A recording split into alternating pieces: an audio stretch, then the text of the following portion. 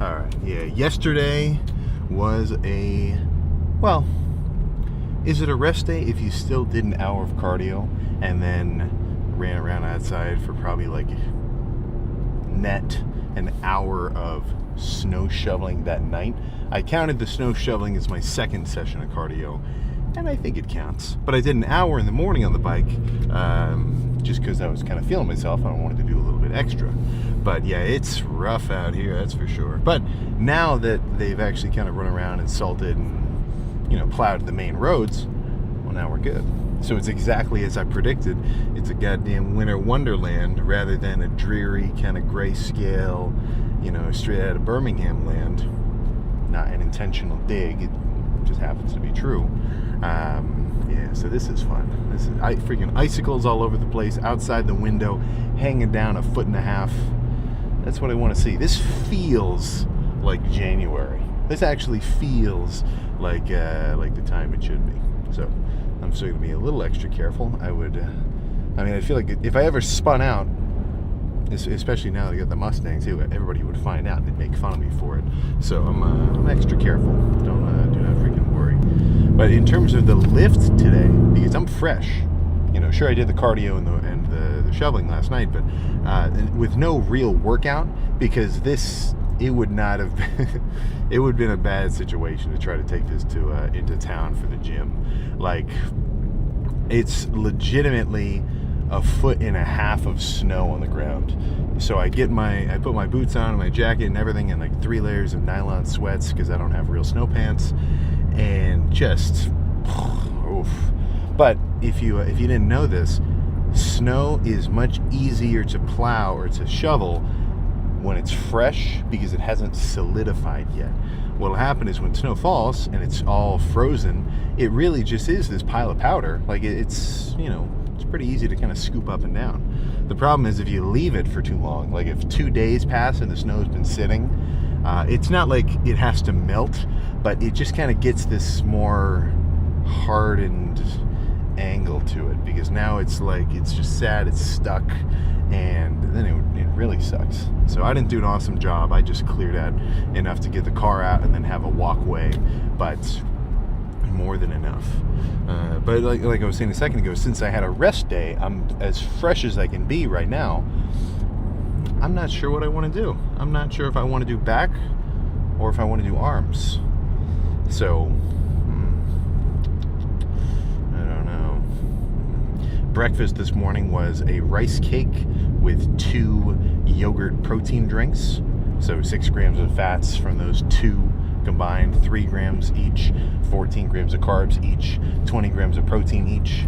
I counted 15 because, sometimes I underdo it unless I'm eating like a steak or chicken or something that is legit solid animal meat protein. Usually I kind of underestimate the protein a little bit just so I make sure I get the full amount that I'm asking for. But that's enough. Like, I don't need a ton of food pre-training right now. I just want something so that when I take my pre, especially because I'm even on like a chill day, like today's not chill, but on a lighter day, not a crazy insane leg day, I'm still doing the Thuper Thavage. So that's Raw's like grade A triple premium, every ingredient ever. But I took it on an empty stomach 2 days ago. Or no, 2 days ago for yesterday's video's chest day. Oof. And it was a lot. Like all that caffeine and all the beta alanine and everything else in between, without a little bit of food in my stomach, it hit me extra hard. So since I've got the yogurt and that, I'm ready to go, that's for sure. But I want to do arms because arms is cool. And dieting, honestly, I don't really love training back as much. I still like all these lifts equally, of course. They're like my children. You love them all, unconditionally. But I do like having an arm pump a freaking lot, so it makes me lean towards wanting to do arms a little bit. Plus, I don't know, I got arms in my mind.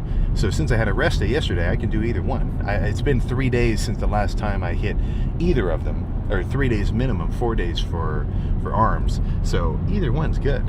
I might have to wait until I actually get into the gym and park and decide, like, okay, what's really going to make sense here. but yeah, we'll see. I can do back or arms. Back or arms, totally fine, but I'm just not sure which one. But either way, morning weight, a flat 230, and that's about right. That's about freaking right. And I'm feeling pretty lean. So just like waking up in the morning, empty stomach, looking at myself in the mirror, this is a good look for me. I'm really glad that I'm ahead of schedule for this show or for these competitions compared to last year, because I don't think any I don't think any of the guys who are coming to do the Arnold are off plan or anything.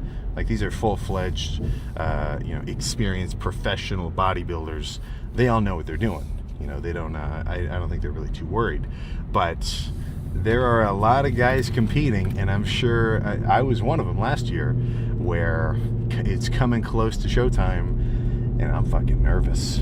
Not exactly nervous in terms of like anxiety nervous, but just like, oh shit, all right, I gotta get serious now with this diet. When I got hit with the Jay Cutler, like, your shape's decent, that was a real take. Like that, after that, those last 2 months, I really kind of stepped it up a notch just to really, like, actually get into, show ready leanness. Whereas this time, I'm just feeling good. I'm feeling way better. I want to say more, not exactly more confident, but more comfortable, which makes me feel more confident. And I'm not saying in terms of like a placement, I'm just saying in terms of what my time scale is, right? I'm looking at it like I'm just showing up for a final exam. And as long as I study and, prep myself as well as I can, well, then I'm good. We'll just see what happens. But yeah, so either back or freaking arms, that's all I know. So I wonder if the cold is making me less inspired for any motivational talk, but shit, man, I'm just enjoying the view. It looks freaking nice out here. So how about we stop talking about it? Just gonna make it happen. So here's the plan. I'm talking all of biceps. Yeah. Yeah.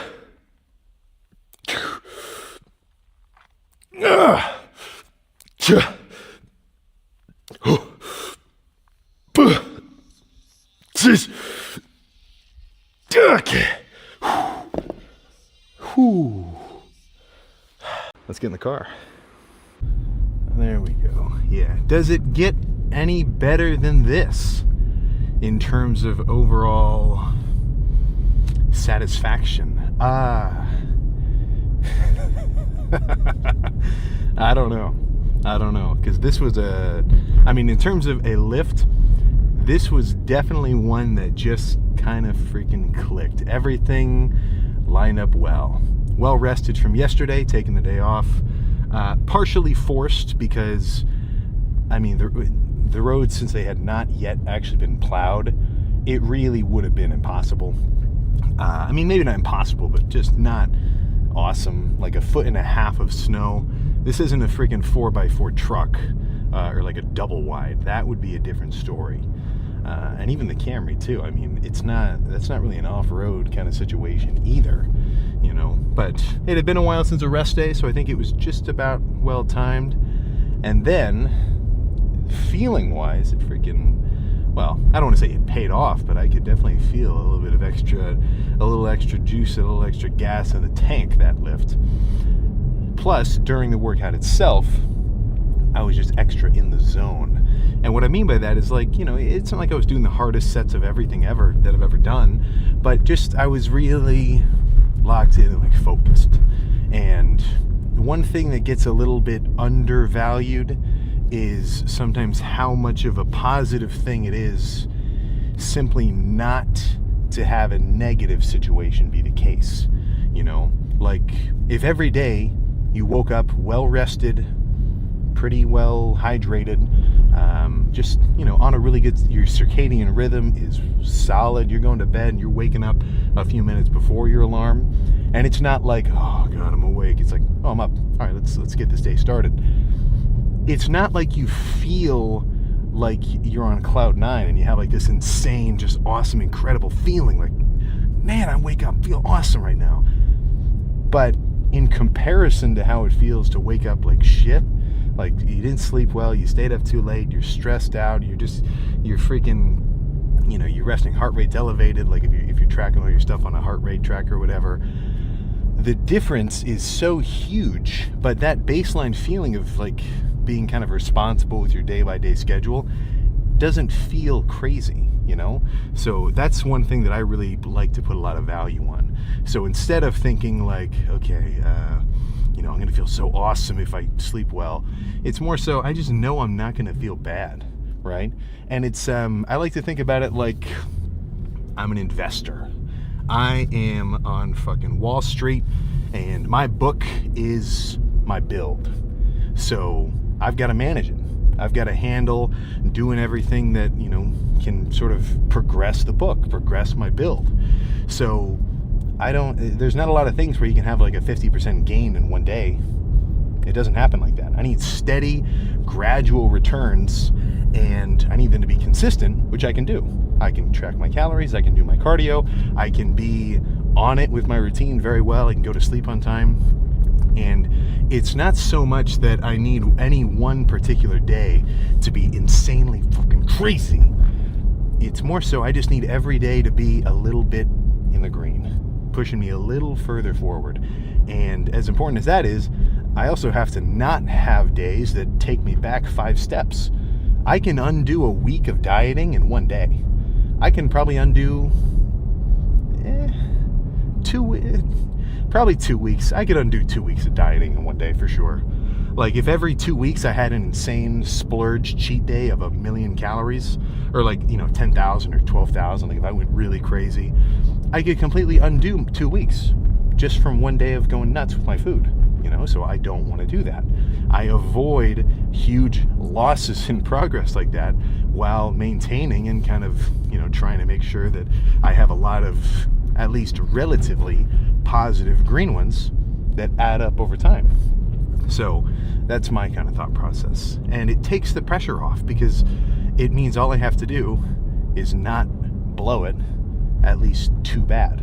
Every so often I'll have a crazy cheat day. I mean, I just had like a pretty big refeed like a month ago or like 3 weeks ago or something.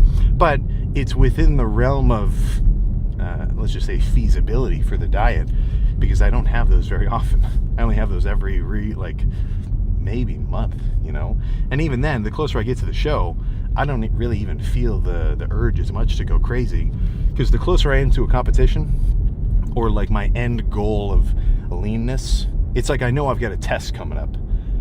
You kind of start to lock in the closer you get to it, just because of the proximity effect, and you know there's no time for any tomfoolery, right? Like I'm not driving home right now.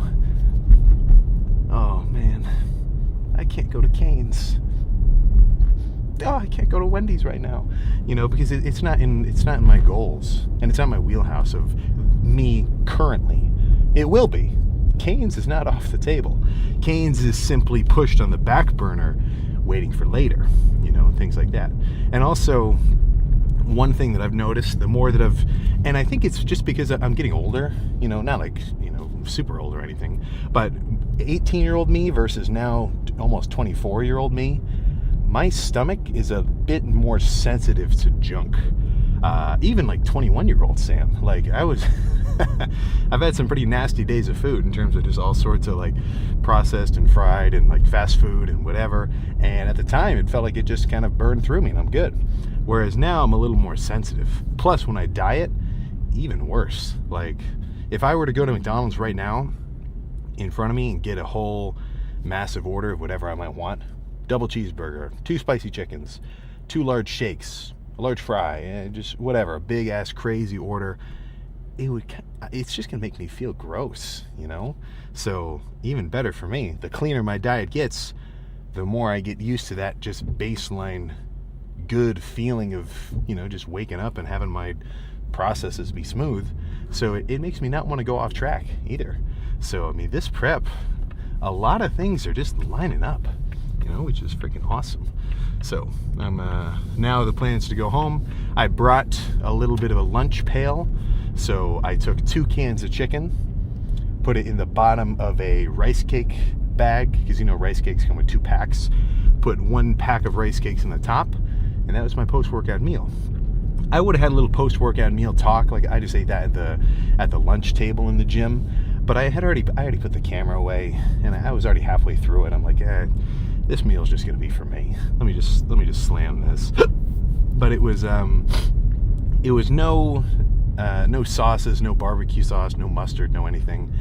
And this is something which is a little bit counterintuitive, but it kind of, if you've ever dieted hard, you know what I'm talking about. Especially now, I think I want to make some of my meals a little bit less enjoyable, because it actually makes it easier to sit and eat it for longer and take my time with it and not scarf it down like super quickly, you know. So if I had, you know, mixed those 2 cans of chicken with some low-fat mayonnaise, some mustard, some relish, and then I'm eating that with the rice cake, that's essentially like a deconstructed turkey sandwich, you know. The chicken very close to turkey in terms of taste. It's just a freaking, you know, white meat bird. Low-fat mayonnaise, some mustard, relish. I mean, that's what I'm putting on a turkey sandwich anyway. The rice cake is essentially the bread of it. I'd sit there and scarf that down because that's a treat. You know, that tastes pretty good. But by bringing just the rice cakes on their own and the chicken on its own, unflavored on anything, instead of having that be like a few minute meal where, you know, I sit there and I really just like freaking slam it, I sat there for like, you know, 15 minutes eating that, playing on my phone. So by taking a little bit longer to eat the meal, it ends up feeling, or making me feel at least, a little bit fuller from it, you know. So that's kind of the name of the game right now. I want a small amount of food to give me a large feeling of satisfaction and just, let's just say hunger. I don't know. Nobody says satiation. Like nobody says satiated. That's not a normal way to say it. But that is the word. Like you want if a 500 calorie meal makes me feel pretty full, then I'm golden. That's just about freaking right. So one more little dieting tip before we send each other off on our own ways is morning time, especially before your first meal, even before other meals that you eat too. So this could be lunch, dinner, whatever. Some people are going to say that you shouldn't drink a lot of fluids with a meal. The idea being you're going to dilute your stomach acid with all the water that you just drank. I would not worry about that. That is not, I mean, that's probably something like Eddie Hall is worried about if he's trying to eat 10,000 calories a day and become the world's strongest man and like bulk up and get huge. Especially dieting, that is not a problem. You're going to digest all of this food. You're not getting any calories into your system that aren't going to be accounted for by your stomach. You know, don't worry about that. But what I've been doing is I've got a whole bunch of just sugar-free drinks, like some powdered packets, or kind of throughout the day I've been doing the flavored creatine. I think it's is it a blueberry lemonade, or is it's a raspberry flavored creatine. So I don't know if it's 0 calorie though. Oh, I gotta go back and check. If it's not, then I end up counting the carbs that are included in it. But I make sure to drink at least a liter of water before a meal, because that kind of already hits me with like an instant fullness feeling from just having a bunch of water in your stomach. Obviously it's not the same as food, but it does give you a little bit of that, like, okay, there's stuff in my gut right now feeling. And then when you start eating your meal, for me at least, I've noticed it kind of makes me feel a little bit fuller, and then I end up eating smaller portions more evenly throughout the day, which is just kind of the name of the game, you know, not to say name of the game twice. But yeah, that's what's been working out for me, and I'm feeling good. So this is 40 days out now, I believe. If not 40, then 41. But yeah, I'm excited. So I got home field advantage for this show because I don't have to fly anywhere. I'm like half an hour away from the venue of the Arnold. You know, a lot of these guys, they've got to come in from Europe. So they're going to show up early. Like Wesley, I know he's going to show up like, if not a month early, at least 3 weeks or so. So, you know, everybody's going to get nice and acclimated. But I'm already right here, so I got no excuses not to show up looking cool. Apart from the fact that obviously I want to. But yeah, I was a little bit nervous that I was going to have to turn around after I left the house to come to the gym today, just because what if the snow really was a little bit too crazy? I mean, the profit loss, what am I saying? The risk reward ratio, if it's a high risk of, spilling the stang versus getting the pump, well, we don't even have to think about it because it didn't happen. So we're all good. So I'm going to go home, shower off. No. What am I doing? I gotta do my cardio first. I almost freaking forgot. 45 minutes of cardio on the bike, then kind of get into the rest of the routine. So this is a good ass pajamas arm day, that's for sure. I'm excited to get home and edit this together. I still want to see what I look like on the real computer. But yeah, nothing else to say. Yeah, look at this shit. This is a big ass pile of snow in the middle of the road because there's too much snow to actually clear it all off. They had to kind of scoot it in the side. Yeah, this was definitely the most snow I've ever seen. And I've been in Ohio this whole time, like freaking, birth to now. So this is a big one. But yeah, that's all I got, man. So I'll see you tomorrow. All right, let me try to drop a little bit of a mentality bomb on you. So the idea here, and this is, I don't exactly remember where I heard this from, but the idea is to practice without striving, and all will be in order. I'm 96% sure that's the quote of whatever I'm remembering. So what the hell does that mean, right? Practice without striving. So the logic is do whatever it is that you want to work at, be it the gym. Let's just say the gym. Let's keep it simple between us. Let's say it's the gym. Practice. Continually show up, clock hours, lift, cardio, calories, diet, repeat, right? Make this something that you do on the regular.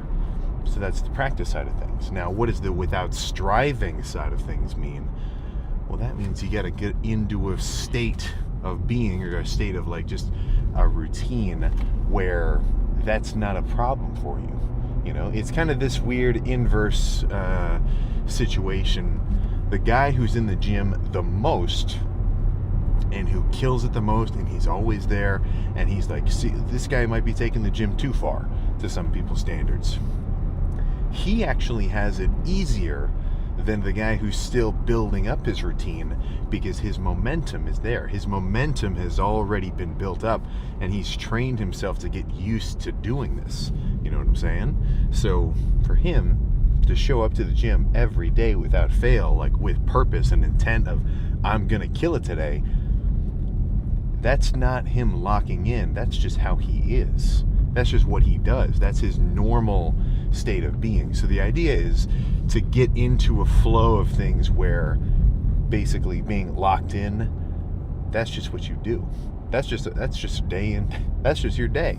You don't even think about it like that. It's not a leveling up of like, okay, I'm really going to take my training seriously today. The idea would be that's already going to happen. Like, if anything, your thought process might just be, I'm going to take my training extra serious today. But the idea of showing up at all, like, that's out of the question. That's not even a concern. You've kind of brought yourself past there, where your presence and your actual kind of attendance in the gym, that's a guarantee. So the idea is to build up to that. You don't have to be there instantly. The idea of somebody trying to look at a David Goggins, and I'm not exactly sure the full extent of that, but the Goggins logic from what I've heard is the story is, the guy's out of shape, shit's just fucking rough, and then at least in all the clips and stories I've heard, he just said, you know what, boom, flip his whole routine 180. I'm running every day, I'm working at it every day, I'm building up my momentum.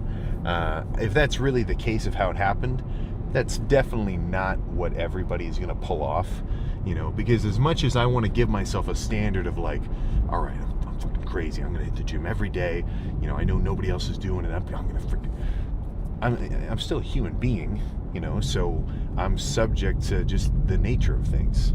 I've got to get used to the stuff that I do so that I can keep doing it, at a higher and higher level, at a higher and higher level of consistency. So as a beginner, just worry about building up that momentum, focus on that, like, all right, man, holy shit. I went to the gym 5 days a week, every week, this whole month. Hell yeah, you know? I mean, that first day in the gym for some is this massive step. Like, it's a fucking, I mean, you got to have continual just, I don't want to say drive, but like effort of saying, okay, I'm going to go to the gym. I've got to talk to these front desk people and tell them I want a membership so they know I've never been here before.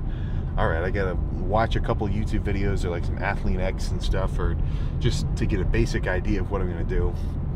Man, shit, everybody here, everybody looks like they belong here. I don't know, I feel so out of place.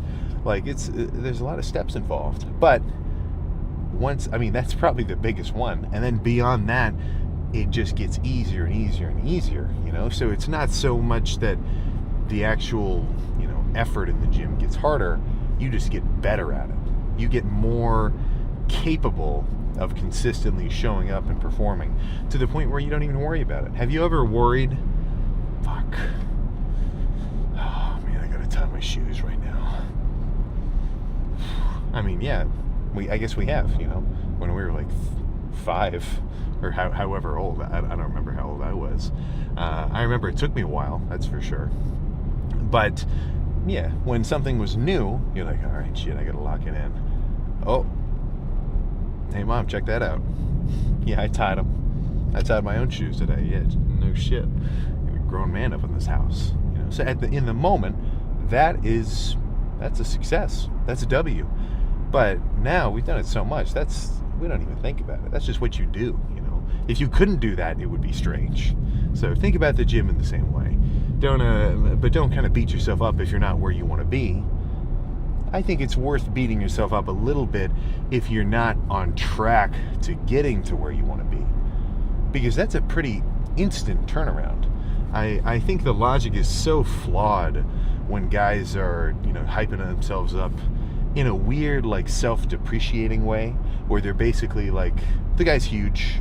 I mean, we're taking this to the extreme. Like, these are real bodybuilders, influencer guys, objectively big and impressive looking. And they're like, yeah, man, I just look like shit right now. Fuck, you know, I'm like, he's flexing, he looks like a beast. He's like, yeah, I'm just so fat still. I'm like, I got a lot of room. All right, are you ever happy, ever? Do you ever look at yourself in the mirror and think, nice? Because even when I'm fully bulked up with an extra 15 pounds or maybe 10 pounds of body fat on my frame, I'm hitting a side chest and I'm thinking, yeah, hell yeah, I'm bulked. Yeah, I'm freaking meatball right now. Hell yeah, you know? So, like, the idea of thinking, oh man, I'm not where I want to be. God. Like, that's an easy motivator. Like, that's level 1 motivation of like, okay, tell myself I don't like how I look now, and it'll motivate me to change how I look for the future. Right? Like, I get the logic, but that's no fun, because then what are you supposed to do? You're going to reach this end point and suddenly, like, everything's sunshine and rainbows, you're finally happy with yourself? Like, that's not nothing about regular life is like that. There is never a moment where it's like, oh, I did it. I one little thing in my life changed, and I finally got a chest striation, and now I feel like I'm content and happy. Like, that's not how it's going to work. I'm more concerned with, okay, all right, I'm dieting for these shows. I'm bulking up for an off season. Maybe I'm just dieting to diet in between bulks, you know, or in between off seasons. All right, am I on track? Am I making the progress that I want to see? Well, because if I am, then in my present state, I can be satisfied. And that's what I care about. You know, I want on an average basis every day to feel a little bit in the green. I don't need to be crazy in the green like those 2 competitions or the 2 amateur shows that I won and went pro at. Those were pretty high. Those were like, man, today is fucking awesome. Every day is not like that. But I want every day to be at least just a little bit solid. I want every day to be something I can look back on and think, all right, I did what I wanted to do, and I had fun doing it. Well, hell yeah, I can't ask for anything better, you know. So just keep that in mind. I'm more concerned with the becoming than the arriving. And even just think about it, like, objectively. You're going to spend so much more time in this becoming stage, and there's barely any moments of arrival. So which one do I want to value and put more importance on? Right? Just like looking at it on paper, probably that freaking becoming stage, you know? And I'm sure there's a cool, I'm sure anybody who's a little more like, you know, enlightened kind of Buddhist psychology, what's the word, adept, who could describe what I'm saying in kind of a cooler way. But that's what I'm kind of focused on. So let's stop rambling about that. What the hell's going on with this workout? What's the plan for this morning? So I've got some a little bit of back action. And really, I just need a pump, you know? Pull downs, rows, and pullovers. As long as at the end of it, my back's pretty much as pumped as I can get it, that's really all I need, you know? And it's not as hype and fun for me to talk about the training as much, because all I got to do is do, you know, 7-ish sets of some rows, pull downs, and pullovers, and that's the end of it. But there's just no benefit right now, at least, to hurting myself by going really heavy or doing anything too crazy. So it's that's a little hard for me to wrap my head around. I can do it, but it's a little bit trickier because there's so much effort involved in the diet right now that it kind of takes away from the effort of the training. Which is just the nature of things, you know? Like it's more finesse work. It's like instead of really smacking the shit out of a block of marble and taking off chunks, now it's a little more sanding, finishing work. Slower, more controlled, just requiring a touch more finesse, a little more class almost. But either way, I'm still gonna kill it. It's just I'm not gonna be doing 300-pound rows or 6-plate machine chest supported rows or anything. But we'll see. So once I warm up, I'll know. I'm planning on just doing an even mix of row work and pullover work, just so I get my whole back evenly. But if for whatever reason rows feel like they're really clicking, well, then I'll just do a bunch of rows and make it more of an upper back day, or vice versa, and make it more of a pull down lat focused day. Either one's kind of cool because I'm not growing. All I'm trying to do is maintain the muscle I've already got underneath and then go get my cardio done tonight. Or not tonight, but afterward. So, yeah, I think nothing else to freaking discuss. Let's just hope nobody spins out and crashes into me. Which the roads are pretty good now. They salted and plowed. Everybody should be in pretty solid control of their vehicles, that's for sure. But yeah, I know we're talking. Let's get started. So, I'll see you in the car after that. All right. I know glasses in the car is kind of a punk look, but it's freaking bright. I don't want to sit here squinting, so I'll just we just got to put up with it. You know what I used to think would be really cool is transitions contacts. So like contact lenses that you put in and they would adjust accordingly based on the light around you, so it would kind of darken up or, you know, brighten in the dark or whatever. But I don't know. It'd probably be weird to put whatever chemical in transition lenses that does that effect in the UV right up against your eye. I bet that'd probably be a problem. But that was good. And like I was saying, I can't really see exactly how I look because the camera lens that I'm using is like, what it does is it records a squished version of everything and then you stretch it out when you edit it and it makes it look kind of funky. But doing that first Christmas tree flex before that freaking, what's the word, before that back double bicep pose, even looking at the squished version, I could tell there was some craziness going on. I could tell there's a little there was some something going on in there, which is making me excited to get home and edit this freaking thing together. So it's all these roads are pretty snow packed. They plowed them, but like there's a good layer of like just flattened snow all over them, so everybody's driving real slow and careful, which is good. You know, it would freaking suck to get hit. So I don't know. Let me ask you this: do you think I just totally missed out on a bag because I was driving home from Planet Fitness from cardio? I'm in like a 4-way intersection in the city, so this is not like a little like off like this. There was totally security cameras all over the place that could have captured this. And this semi, I'm stopped at a red light here. I'm right up against the left turning lane. And this semi comes out. He swings this huge right turn. So they're not supposed to drive through the city, I don't think. And he was not going to make it at all. Like, he did not expect me to be there. He thought he was just going to cut into 4 lanes of traffic. So he pauses for a second, and then he drives across on the right side of traffic, across from me, and now the back of his trailer is coming straight for the front of the Stang. And looking back, what would have happened if I let him just totally smack me? You know, it wasn't like a high speed thing, like, it would have been fine. But it egregiously his fault. Like, it would have, there'd be no question, you know. And then what if I get out of the car and I'm like, oh shit, man, my neck, you know, do like a full-on ambulance chaser kind of deal. I guess we'll never know. I put it in reverse and just backed up really quick because I didn't want to deal with it. But that was kind of that was kind of funny. But yeah, so that was a good lift. All I ate this morning was, well, actually no, not all I ate. Like, I had a pretty substantial meal. It was 2 protein bars, bowl of ground beef mixed with a slice of American cheese, melted together with some just pan-fried, or not pan-fried, but just cooked, like, chopped onions and peppers, which I've been, like, making a big bowl of just to add into the ground beef and whatever protein I'm eating to give it a little bit more just, like, oomph and, like, space in my stomach when I eat it. Mixed that together, had 4 rice cakes kind of dipping out of it like a, you know, like a, just kind of a melty cheese dip. And then I went back to bed, got a couple more hours of sleep, and then came into the lift. So I'm already at 800. Well, actually, oh no, I can't track it. My CarPlay's been bugging out, but I can put the macro tracker on the phone screen, so I've always got a reminder of how many calories I've eaten. But yeah, with all that added together, and then 2 little yogurt, like, protein drinks, that puts me at 93 grams of protein, 70 of carbs, and 18 of fats. So 900 calories. It's now noon. That's about right.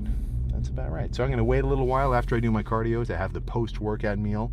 I'll aim for something relatively filling around the 400 to 500 calorie mark, and then that should leave me feel decently full for a while, and I'll keep myself busy with cleaning up my kind of basement desk setup. I've got a lot of camera equipment that I need to organize. I keep all the boxes. Like, I've got all the boxes and the paperwork and everything. I got to organize some of this stuff. And what sucks with the camera equipment is it retains value, but you gotta go through the whole process of listing it and reselling it, because these camera companies, like, there's one called B&H. Like, there's a few where their whole shtick is they'll buy your stuff back, and they're gonna pay you pennies on the dollar. Like, if you bought like a $1,000 lens, and you said, you know what, actually this thing isn't necessary for what I do, and you sold it, you'd probably sell it for 60% ish. Let's say you didn't break it, it's totally new and like unscratched, it works perfectly. Probably 60% is about right. But if you go to one of these camera reselling websites, like, it's an insane scam. They'll I sent them a quote once for some stuff. They said like 10%. Geez. So that's kind of rough. So that's my chore. I've got to get everything organized, maybe put up a little eBay store, and then see what I can do. Because I went a little overboard. I got just too much stuff. Like, I've got these shelves on my desk just covered in, like, different lenses and adapters and everything, which I never would have expected. But I mean, shit, you start recording these videos on your phone, and before you know it, boom, you're fucking, you know, getting anamorphic lenses and PL adapters, if you know what I'm talking about. But I think this is 39 days out, and I am feeling good. So morning weight was 238.5, which is about right. A little bit flatter stomach because I didn't eat as much later in the day. Yesterday I had my food a little bit earlier. Like, my last meal was at like 8 o'clock instead of at like midnight. So I woke up with an emptier stomach, and that's about right. So all I need to do is float around this weight range. Like, I don't need a crash diet, like flatten down to 222 or anything. For me to kind of just hover around this 230, no, upper 220s, like maybe in 2 weeks, 3 weeks, my morning weight is very consistently like a 227 or a 226 and a half or something, that'll be about right. And honestly, that's really as light as I'm going to need to get. So just a couple more pounds, and I'm going to be more so focused on the visual changes rather than just like the physical heft. Because also, I don't have to, suck down and deplete to make weight. I'm actually kind of fighting at a comfortable weight for me. Like, for me to get down to 217 the day before the last show, or the last two shows, was really a chore. Like, that freaking sucked. I thought that was somebody I knew. I have no idea who that was. Like, that was rough. I was not having an awesome time to get down that light. Because that was like full day fast, pulling my water, sweating a little bit the morning of, like, just freaking rough. So this time, it's going to be much smoother, much smoother. I keep making this airplane analogy. I'm just coasting into the landing strip. Did we land yet? We're already there. Right? That's smooth. That freaking smooth. I'm not talking about one time when I flew to Vegas. I think this is for 2 Olympias ago. It was the choppiest landing that I ever had in an airplane. And I'm not like super flight fearful or anything, but I was getting a little bit nervous because it was like we're shaking and we just slam into the freaking ground. But yeah, no, not how this prep is going at all. So I'm gonna go get my cardio done, and then shit, man, I will see you tomorrow for, oh yeah, just some hamstrings. Basic ass hamstring lift. So hamstrings and a little bit of a quad check-in, but quads will be unpumped. But they'll still look a little bit cool from the residual pump of hamstrings. But yeah, that's all I got. So I'll see you then.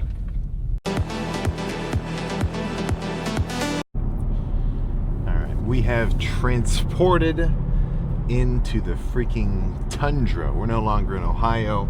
We're way up freaking north in Greenland, and I know that's kind of the only reason I say that is because everybody knows Greenland is icy, and Greenland is icy, and Iceland is actually a little bit more green and lush.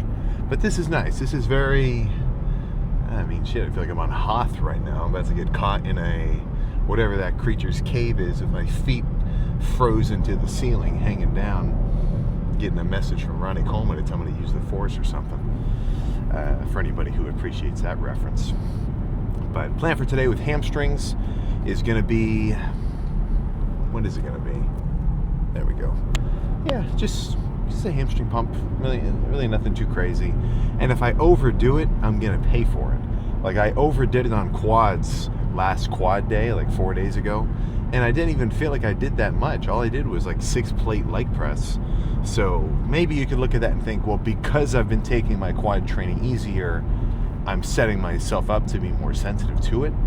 But the way that I'm looking at it is more so my recovery system of the amount of food that I'm eating. Sleep is good, my hydration's good, but really just that amount of food is not really primed for insane, like, destructive limp out of the gym training.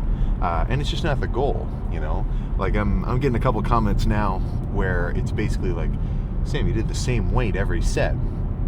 What happened to progressive overload? And to that I would say, well, progressive overload isn't about doing every set heavier than the last one in the workout. It's about getting stronger and doing more weight over time. But that's just not the goal right now. That's not the point. That's not the heat signature I'm really kind of targeting.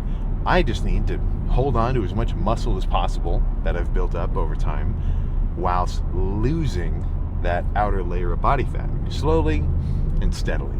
So if that means, no 4-plate stiff leg RDLs, if that means no 6-plate Smith squats, that's okay. And if anything, I think it's a good back and forth for me to have this longer dieting phase, be a little bit more light, squeezing, controlled with the weight, because I think all my joints are getting a good couple of months break. Like, if you do it too hard, eventually something's going to give.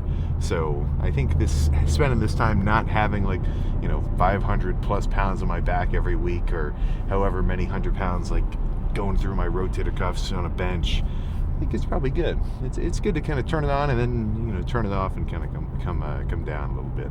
So I'm sure next off season I'm going to feel not only stronger, hungrier, but also probably just better, because I've had a couple months to kind of, you know, chill out on the internal just pressures and, you know, stresses of everything, which isn't normally what I'm talking about. Normally I'm going to be the guy to say, like, you know, you got to bring it all year round, whatever.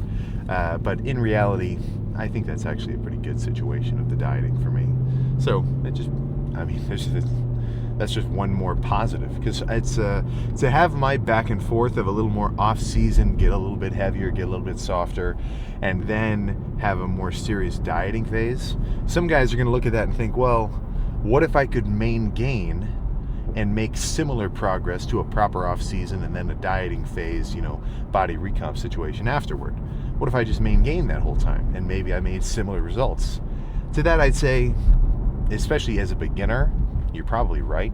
I gained, like, I never did a bulk for the first 4 years that I worked out. I just eat my protein, ate as much food as I was hungry for, and trained. That was basically the gist of it. I got better at training, but I wasn't really trying to scarf down food like a maniac or anything. But part of the reason why that worked for me is because my appetite was decent. Some guys who have a really bad appetite, even though relatively to maybe normal standards, they're not eating that much food on a bulk. For them, it's really going to feel like they have to eat a lot of food to put, to actually get enough calories in to make any progress at all, even what we'd call gaining progress. So it's a very nuanced topic, you know, when we talk about gaining and bulking or cutting, because just the difference in people's base appetites and essentially just how hungry they are and how much food they're going to eat, it really plays a huge role. And I think it's just not referenced enough. You know, somebody who has no problem literally destroying an entire Thanksgiving dinner every day, like, you know, heavier linebacker style guy, well, for him, he's not going to say you need to do a bulk to grow. He's eating enough food already as it is, just normal. He's going to put on size like nothing, you know, at least for a good period if he matches that food with hard training. Whereas the guy who has a really low appetite, I'm talking the dudes who just walk around peeled, just all, not even like super big, but they're just always lean because they don't have a huge appetite to always eat all the time. Well, they're going to say, like, dude, why are you dieting so hard? I mean, you don't have to worry about it. Just eat what you want. That works for me. You know, so we've got this confirmation bias of whatever works for us as an individual, we set as the standard for everyone else, because it's like, well, it worked for me. How is it not the same for you? Which is a pretty justifiable thought process, but it's just a little deeper than that, you know. So you got to not only put yourself in somebody else's shoes, you got to kind of imagine what their whole system is like to be able to say something like that. But for me to go, all right, this is a few month period, I'm going to eat a lot of food, I'm going to gain some size, I'm going to gain some strength, I'm going to really leverage my training, and then a few months of dieting, backing off, lighter training, you know, peeling that extra layer of body fat off, for me it works pretty well. And I like the back and forth of it. Like, physically, gains wise, it works, and just mentally I get a good mix of everything. I get a half the year basically big and strong, feeling like a freak, and then the other half leaner, crazier looking, and then feeling like a freak, just in a different way, you know. So it's that's a good mix of both worlds for me. But I think nothing else to talk about. Let's just get in there and get started. Really not going to be the most insane lift. I might just overlay. Yeah. How about this? I'm going to overlay some Q&A questions over the hamstring training, just because it's, I mean, at least sometimes with chest, that, like, doing a crazy set of flies or like cable press actually looks kind of cool. The hamstring curls are pretty basic. All you got to do is sit there and try to burn them out. So how about we cut to the training and then run through a couple of burning questions. I'll go back in the last Q&A and pick a couple that I haven't answered yet. Is this thing working? These proteins, even like tilapia, I would do tilapia with mustard. And sure, it's not like Gordon Ramsay level, but all these proteins, especially if they're like strained and unseasoned, they're really not that flavorful. Egg whites especially. Egg whites are this blank canvas. There is no like specific flavor of like an egg white. especially if you use like barely any oil at all. Like it tastes like nothing. So just to throw on whatever sauce you want, that's totally fine. So those would be my big three. I mean, really, I guess my big two, just hot sauce and mustard, would be my go-to condiments of choice. Da Vinci FPV, during your life, when did you find out solitude and progress was the key to happiness for you? And does that simple life reward you up and down, which some people like that? Some people are kind of high energy, like they always want to be chasing something, like, just, okay, let's go to this, and let's go to have this dinner, and let's go out to this club, and let's go to whatever.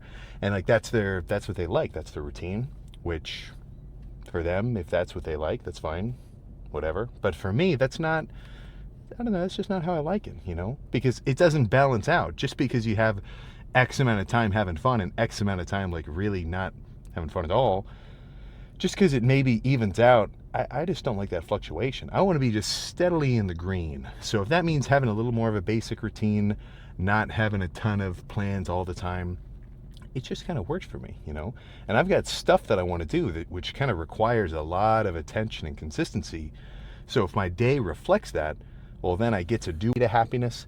But if you have something you want to put a lot of energy into, then having your schedule sort of wrap around that will help, because then you can spend more energy on it, or put more energy into it, be more efficient and more just like, effective at it. And then you just get better at it and you have fun doing it. So that's kind of my thing. It's more of like it's like instead of trying to do stock options and you're chasing these up and downs, you're just doing gradual, like park this shit in an S&P, don't even think about it, boom. And over time, it has no choice but to grow. If you, I kind of like that investment analogy. Doo-doo OLV 58, what's the hardest part during a bulk and how to stay motivated? So for me, the hardest part of a bulk is that last 30% of it. If I'm doing a bulk for 6 months, the first 4 months it's actually all fun. This part is going to be the fact that you're going to get softer. You're not going to be so cut up, which I think is good for me. I've got a good aptitude for at least a little bit of like handling body dysmorphic thoughts, because right now I'm peeled, and in the next month-ish, I'm going to get even more peeled and crazy looking. But that never really turns me off from going back to a bulk and putting on some more body fat, just because I know the benefits of doing that and I like it. So it's just a good back and forth, right? So just think about you in the future. You would have rather done and really stuck to a bulk and then cut down and gain the size from it, rather than just say, I don't know if I really want to bulk, and then you get nowhere. You know what I'm saying? Veneti XI, favorite way to cook a ground beef at the moment. So I have a routine, I have a method. And actually, I think it would be better, this would be better. I think what would be really good is to cook a beef flip it over and then strain it into a bowl for you to, trash later, and just kind of give it a couple shakes, and then now you've got all your ground beef strained. But if you ever drop it in the sink or something, you're totally screwed, and you can probably scoop some of it back in. I guess it would depend on how comfortable you are with how clean your sink is. But that's usually my method, just basic. I guess the real trick is just doing a ton at once so you don't have to cook it all the time. Dawson Mathis 2571, if you were to go back in time with all the knowledge you have now, what year would I go to? Is this like I go back in time to a younger version of myself, or I go back in time, or like this is an alternate universe where I was born and now I'm the same 23-year-old Sam, except it's a different year. Let's assume it's like that. But I have all my current knowledge. I'm going to go back to whenever Bitcoin first dropped and just start accruing as much Bitcoin as possible. I think that's the only answer to that question, that's for sure. You just have to wait and stick it out for you to get the benefits later. Logan Patterson 8079, pole in front of you, right? Turn your elbow out so that your arm is bending horizontally rather than vertically, because then when you pull down, your arm doesn't bend this way, it only bends this way. You won't get so much arm activation, and you'll feel more in your back, and you won't have to think about all this burning going on in your triceps and your forearms. And then in terms of any advice on how to grow your lower back, I'd say just deadlifts. But really, I would probably say just do some really, like, make sure your form is good, but just start overloading heavy bent over rows, because that, I would much rather push bent over rows than deadlifts, because you're getting your full back and you're still getting a good chunk of lower back activation without, like wrenching yourself by going too heavy on a deadlift. And then last one from Joel McNeely, 4747. Thoughts on new Clash heroes? They're fine. I don't know. It seems redundant. Like, why is that? Don't we already have evolutions? Like, why am I looking at a golden P.E.K.K.A? Like, can we just stick with one evolution? Like, this is the same problem that I have with the Pokemon games. I was a hardcore Gen 4 guy. Platinum, Diamond. Platinum, Diamond. I played Black and White too. I actually just Black when I was younger. But yeah, like, sometimes things don't need to be overcomplicated. Like, keep it simple, add in a few extra features, but don't go too crazy. So it's fine. It's not my favorite thing in the world though. But let's let's pose down. There we go. All right, that was pretty good. That was a solid lift if I've ever freaking had one. Not too crazy, but good chunk of burning. I could tell in that one set of laying leg curls, the first one, I definitely did go a little bit too heavy. And how I can tell is I get this feeling where I'm like, either tension in my hamstring, but a little bit of an uncomfortable tension. Like, I know, ooh, that's in the danger zone. If I went too much heavier or did those reps too much quicker, that could be asking for trouble. So I'm glad I called it a little bit before then, went a little bit lighter, and then just focus on a good squeeze and burn. Those single leg seated curls too, going alternating left and right, those I like as well. And it's a different kind of set when you do rest pause like that. I guess you could do both at once, and just do like 5 reps and then wait, and then do another 5 reps and then wait. I kind of like that sort of synergistic, like left, right, because then at the top of every rep, you can kind of like help yourself get the other one started, so you don't have to do a dead stop to kind of get it moving.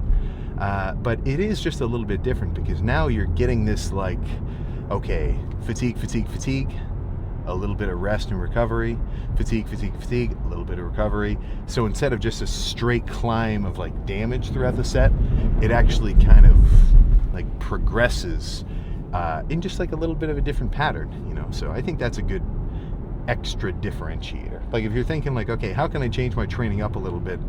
Do some of those. And you can do it with anything, You can do it with triceps, you could do it with leg extensions, you can do it with curls, with pull downs or rows.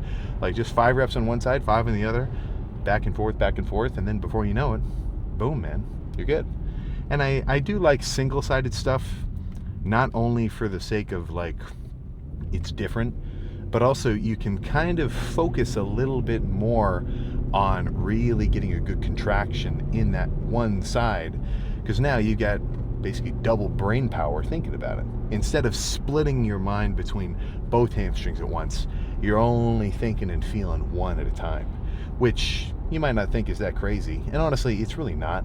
But, take it to an extreme. If I were to get on a machine that could somehow be like a curl, chest press, leg extension, and then like hip thrust all at once in like one cohesive motion, I think if you were to somehow like put electrodes on my biceps and on my chest and on my hamstrings and then on my glutes, and I tried to fire as hard as I could on this weird conglomerate machine, I think the muscle by muscle activation and like intensity of like signals to flex and contract would be less so than if I were just doing one curl or one pec fly at a time. So sure, doing like a both side bilateral movement, both curls at once, both leg extensions at once, a regular press, both arms at once, it's not that complicated for your brain to wrap around. But I think more so just the fact it's a little bit different if you throw in that left to right kind of approach. And it's a little rest pause-ish because you're doing one side, the other side rests, one side, the other side rests. It's worth trying, that's for sure. Definitely worth a freaking try. But plan now, go home, get on the bike. I think I'm gonna edit this video together first and then start pedaling, because my computer takes a while to render these videos, because I upgraded the camera setup, so now it's recording in 8K instead of 4K, and I've got a heater in my basement, and if I have the heater running and the computer rendering the video at once, it pops the breaker in the basement. Like, this thing is sucking power to render this thing together. So it usually, it's like I sit, okay, render, come back in an hour, come back in like 45 minutes. But it's not so bad that I think it'd be worth doing a computer upgrade. So it's all right, just part of the routine. So I'll get that together, get my cardio done, get ready for a post-workout meal, presumably of some cubed steaks, or maybe just some straight canned chicken. That has not been failing me either. And then just get ready for cardio session number 2 later tonight. So in the meantime, play with the cats, watch my phone a little bit, scroll eBay and see if there's any really cheap camera deals. They're elusive, but sometimes they do happen. I saw a really fancy camera get sold for like 1/3 normal selling price. I tried to put a bid on it, but the bid was going to end, or the eBay bid was going to end at 4 in the morning. So I just had to go to sleep. I'm like, I'm not going to stay up for this thing. And somebody got it for like an insane deal, which was freaking nuts. But yeah, 38 days out, I think. I'm feeling good. I am feeling freaking good, that's for sure. So I want to keep up that momentum, and then I'm getting excited for a chest day tomorrow. Hamstrings is a little more chill. Like, today is not a rest day, but honestly it kind of feels like it, because a hamstring pump for me is not so demanding as anything else that I'm normally hitting. But yeah, man, I think that's all I got for today, so I'll see you tomorrow. There we go. All right, yeah, today's starting off at a good pace already, I believe. So 8:40, out the door, headed to get a badass chest pump. It's relatively, well, okay, I can't really say that. I was about to say it's relatively warm. Yeah, not really. 5 degrees. Yeah, it was just 6 a second ago, even worse. It's a little chilly. It's a little bit chipper out. So that is where oh my God, I didn't know what I was missing. Remote start, like warm the car up before you get into it. This is fucking crazy. If you live somewhere warm, I guess it doesn't matter. I guess they would care about the reverse. They'd want to cool the car down before they get in. And I'm sure in the summertime, if there's a heat wave that happened last year again, then that'll be something that I guess I'll be able to take advantage of. But no, plan for this morning's lift is going to be some chest. I'm talking some cable press. I'm talking some flies. But I want to change it up. My last few chest days have all been very similar. I've been doing a lot of cable press, bent over. I haven't done it for a little while, where I put a bench in between the cables and press upward. That might be on the list. I haven't done plate-loaded chest press. That might be on the list as well.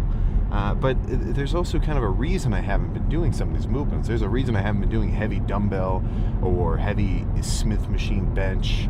And the reason I say heavy is because if I'm going to do a plate-loaded movement like that, like a machine chest press or a Smith machine barbell bench, or even dumbbells, the real, like, juice from the squeeze of the set for me in those movements particularly is the fact that it is heavy. So if I'm not going to do a heavy set, I would much rather do a converging cable press with light weight that I can really squeeze and activate, rather than like 2 plates on Smith, because I'm just not really going to feel it as much, and the movement path, or the strength curve rather, on a lot of what you'd call basic movements is very basic. Heaviest at the bottom, lighter at the top. You're going to fail a squat at that bottom section. You're not going to get 80% of the way up and then suddenly, oh, it's not moving. You know, it's just not going to happen like that.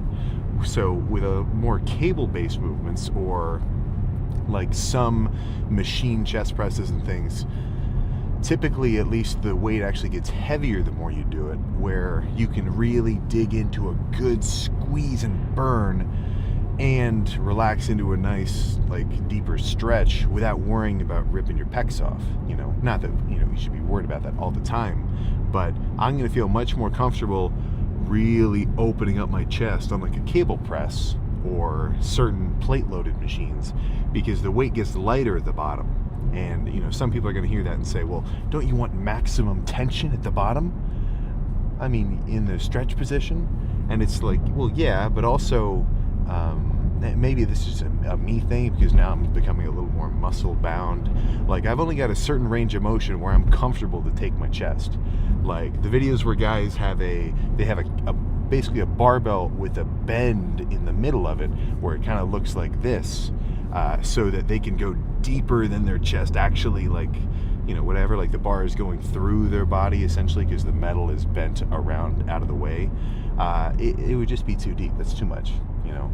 So there is a limit of kind of feasibility there, which you've got to take into consideration. But either way, I guess what I'm trying to say is I'm going to try to change it up a little bit. I'll make sure I don't do everything exactly how I did last chest day or the chest day before that. But right now, heavy-ish pressing, it's just not exactly, I mean, it's not oriented towards what my goal is, you know, which is get a pump, of course. So actually heavy pressing does let me get a pump, that's for sure. But maintain attachment of all my tendons and not hurt myself, ooh, that's where heavy bench kind of starts to lose me a little while, you know. So I can, I've got much more, I don't want to say fear, but I've got much more respect for the weights now, I think, because I've hurt myself pretty well. I've had a lot of different muscle tears and pulls, nothing that ever required like a surgical intervention, which is really lucky. And in doing so, it's like I got, you know, it's like you're on the highway or something, or I don't remember who said this story. It would be like Bill Burr, and he falls asleep on the highway, and he wakes up, and like he's just sliding up against the median, and then he gets back in his lane. Like that's kind of how I feel with the heavy benching.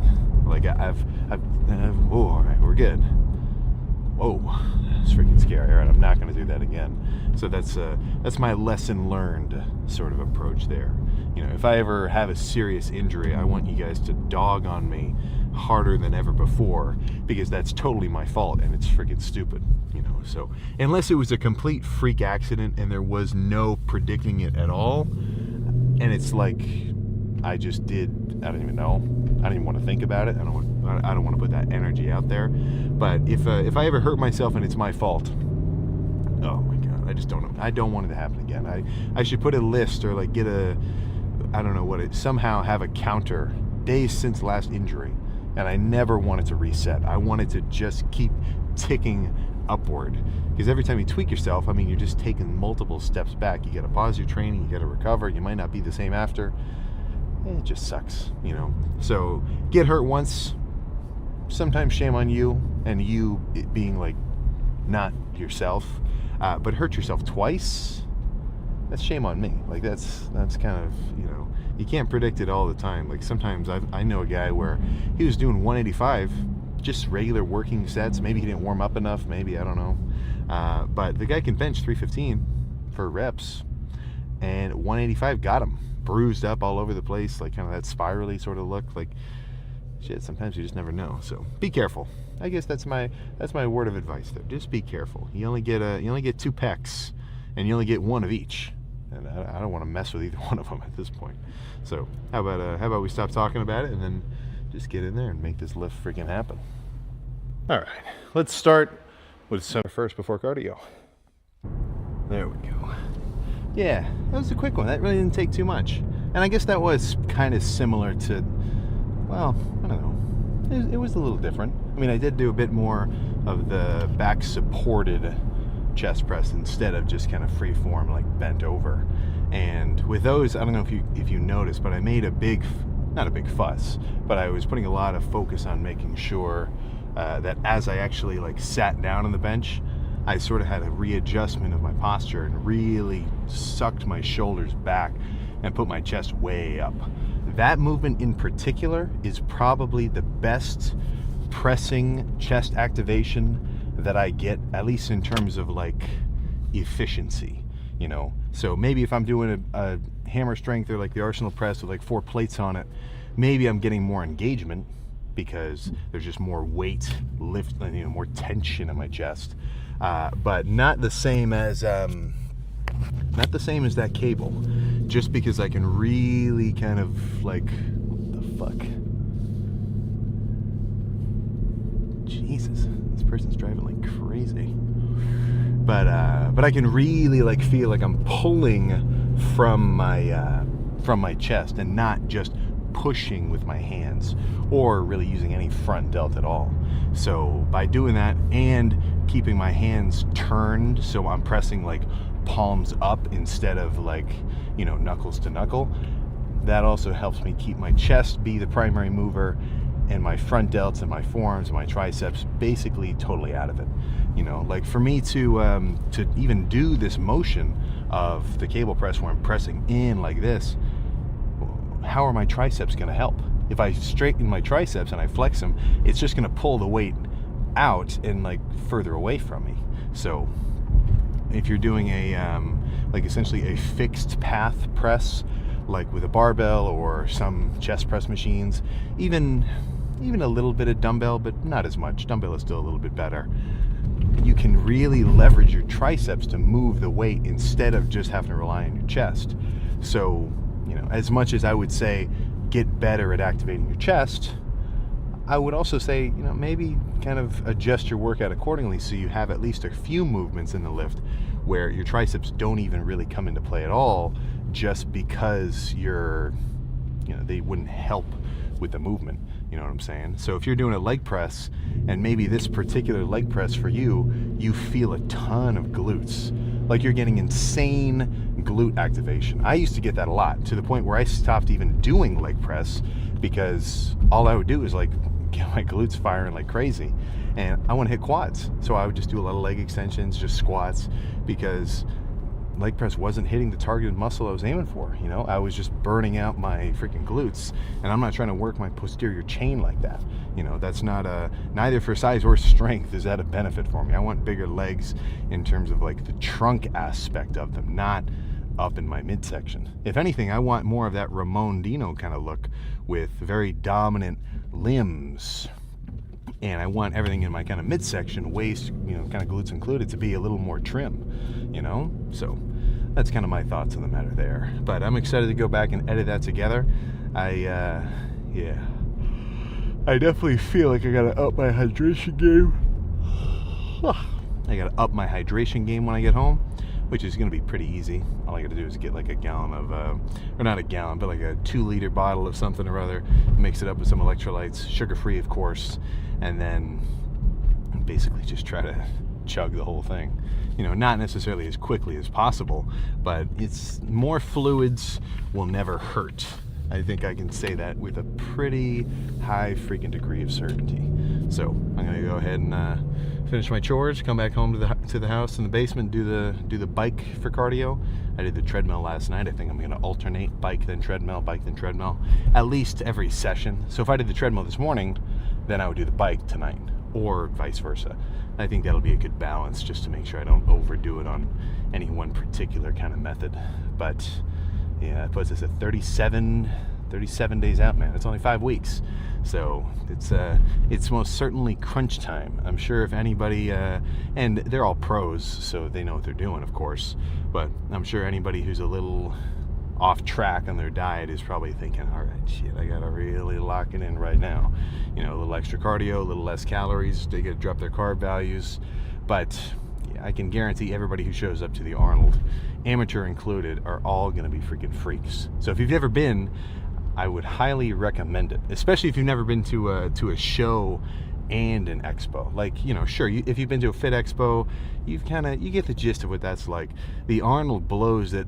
No, I don't want to say that's, the Arnold takes it to another level for sure. So I'm freaking spoiled that I'd say probably one of, if not the best expo in the world, bodybuilding wise and fitness, is 30 minutes away from my house.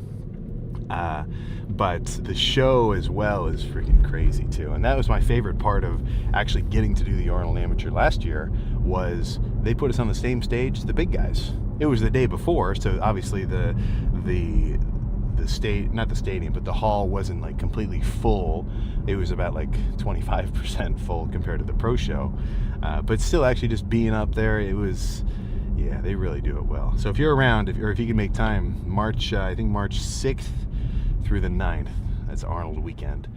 If you can make it, I would highly recommend it, that's for sure. So I think that's all I got. I'll see you for tomorrow. It is like, okay, I'm gonna compete and I'm gonna bring my best look that I can, and I'm gonna see how I'm gonna stick to my diet. I'm gonna do it. You know, it's very like finite like that. It's like one point, this is my goal time that I'm aiming for. But like the nature of it, kind of, I mean, it goes against a little bit what I really care about. You know, I don't need to be bigger than someone else. Like that's not what does it for me. I want to be bigger than I have been before. Like what gets me going isn't that I can walk around and say like, oh, like I have never walked into a gym and thought, oh yeah, I'm the biggest guy in here. Like that's whatever. That's not the point. The point is just being, or not being, but getting bigger for me, developing, getting more size, then dieting down, seeing myself lean, and then just moving forward like that. You know, it's not about just this comparison of like him versus him and who looks the best and whatever. You know, like that's, obviously that's what I'm doing, because I'm going to the Arnold and then doing the Arnold teens. You're landing your stuff. Like you got a whole crowd of everybody's parents watching you. And at the time, you know, like I was training pretty hard. Like I was very consistent with all the practices, and like I was getting good. I could do it. I could catch it. I caught like maybe 10 Tkachevs. Not very good, but if you know what I'm talking about, that's not nothing. But we all like wanted to be good. Like I remember once we're like, okay, what's everybody's goal for this year, or for what's everybody's long-term goal? We're talking about the gymnastics, and we're like, we're going to the Olympics.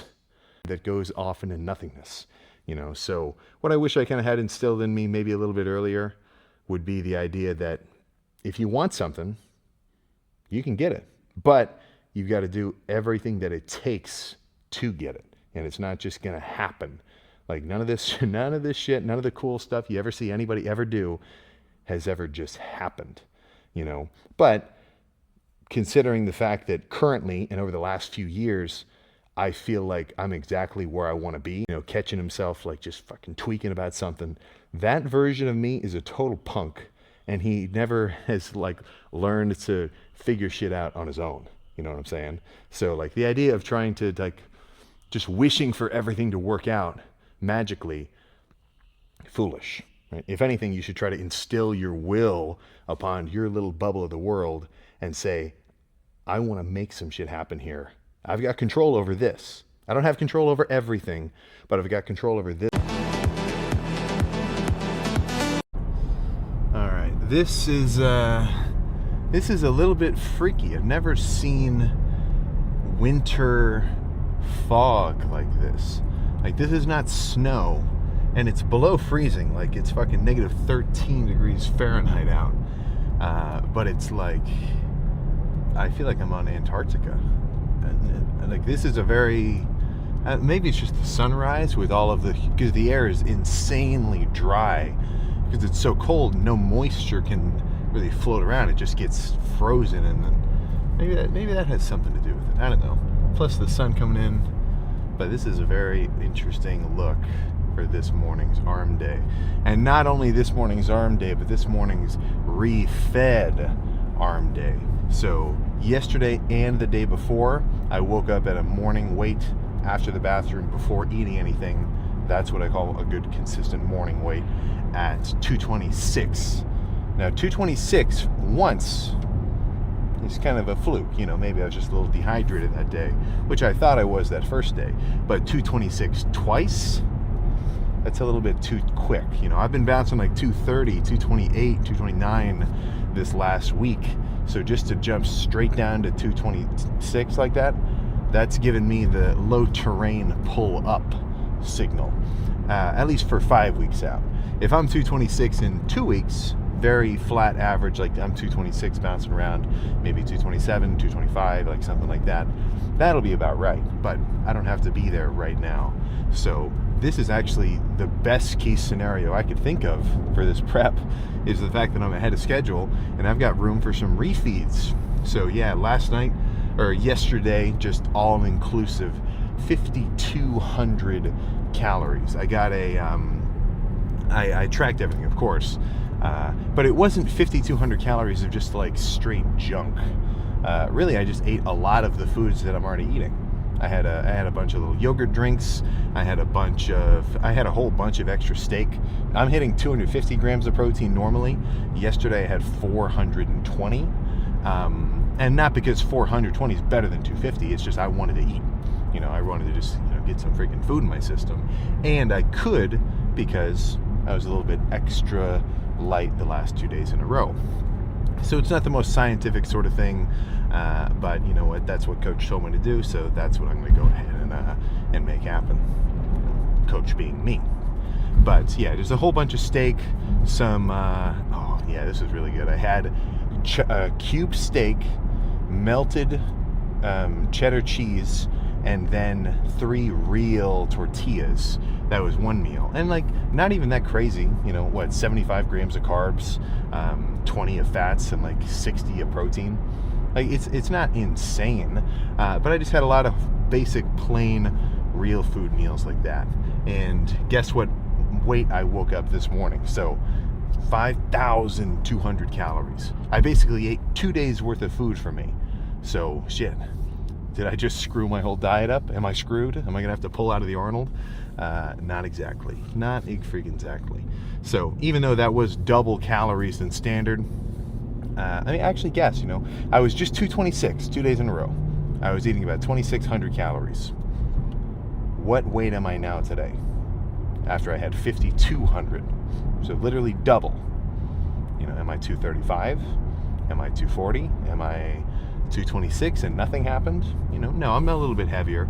228 this morning, right? So that's kind of my justification of why I think that is a solid refeed, because I was able to eat all of that food, get a really good night's rest. I'm gonna come in for this arm day extra recovered and like freaking fed, and I'm the exact same weight that I was on my deficit a couple days ago. So we're cool, you know. A refeed thrown in every mix. I checked to see when the last one was. That 5,400 calorie refeed I did, it was 3 weeks ago. So yeah, 3 weeks of steady, actual legit deficit dieting in between, and then another refeed. That's a decent frequency. The problem would be, like, never forget, you can never not fumble the ball. You can never not fumble the bag. You never have it all the way in your hands. So even though I'm talking like, you know, pretty confident right now, like, you know, oh, I had this refeed, I had a bunch of food last night, we're good. I'm only 2 pounds heavier, and those 2 pounds are really just carbs and water. Like, I'm not any fatter than yesterday. For me to have done that yesterday is cool. If I did that again today, and I had 5,000 calories tomorrow, and I had 5,000 calories the next day, and I had 5,000 calories after that, if I did 5 of those, just refeeds in a row, that's where I've now lost the plot. I'm no longer on track with an extra bump of a refeed in the middle. I'm actually just not dieting at that point. You know what I'm saying? So it's a very nuanced kind of case-by-case sort of thing to give yourself a refeed. And I think about it the same way as a rest day. Don't do it just because. Actually have a legitimate reason behind it and a plan to implement it into your training, and then you can actually use it to your advantage, you know? So I don't want, like, what I hate on is when guys are gonna say, yeah, man, you know, I just thought I needed a rest day, you know, I just needed to focus on my recovery. Like, really? Maybe you do need to focus on your recovery because you went out drinking last night and you woke up this morning fucked up still, you know, not to drop an F-bomb on you, from the night before, and you're like, dude, I'm not working out. Right? Or the guy was just, you know, a little tired that day and he didn't really feel like it. He's like, yeah, I'll take a rest day. You know, same thing with the dieting. Oh man, I've been dieting hard. You know, maybe the guy's been in a deficit for 3 days. Yeah, I earned it, bro. I earned this refeed. You know, let's go get crumble. And then not only do they not do a refeed of like just real normal food, like just beefs and eggs or rice or whatever they've been normally eating, they eat a bunch of total shit. And they try to justify it because they're saying, oh man, I'm doing a refeed. I've just been so locked in. Yeah, oh my goodness. Yeah. No, if I had 5,200 calories yesterday from like Cane's and Wendy's, this morning, I guarantee I would feel like sick. Like just fucking gross. Because I'm so used to what is now a very clean diet for these last few months. Like actually just basic plain whole foods, that if I threw a bunch of junk in the mix, like out of nowhere, it would really hit me. I did this Yellowstone road trip a month ago-ish, or maybe 2 months ago, I don't remember. Like saw one of the geysers go off. It was pretty cool. But on one of the last days of the road trip, like right before we're about to get there, all right, yeah, let's get some McDonald's. You know, I haven't really eaten anything today. Calorie-wise, I can fit it into my plan. Yeah, give me 2 singles, a medium fry, Diet Coke. That'll be my order. Not that crazy. So I get it, and as soon as we get to this cabin, I'm like, just fucking my stomach's turning. You know, I'm not saying I'm never not, or I'm, what am I trying to say here? I'm doing like double negatives. I'm not gonna stop some fast food in the future, like especially in an off season, dude. Give me a freaking chicken sandwich, you know. But currently, right now, just from being so consistent with this kind of foods, I do see, like, you know, if I throw some junk in the mix, it is kind of gonna gunk up my gears, if you sort of feel me. But that's just current, you know. Fast forward 6 months, I'm no longer actually trying to cut down so hard for a show or anything, and I'm trying to put some size on. Well, hell yeah. Post-workout McDonald's trip, post-workout Wendy's trip, that's not going to be out of the question. But that's for later. Now is for now. So I'm as fed as I could be more fed. Like before the actual competition, you know, come March when I'm carbing up, that night, I'm probably going to eat like, that day/night, because, you know, you're kind of going to eat into the whatever, I'm probably going to have like 6,000 calories or something minimum of just straight carbs. Like I'm not even really going to eat any protein when I'm carbing up, because I don't need to go through that. Like I'm just trying to leverage glycogen into my system. But yeah, I mean, if I do 1,500 grams of carbs, that's about 6,000 calories, you know. So I'm not that carbed up.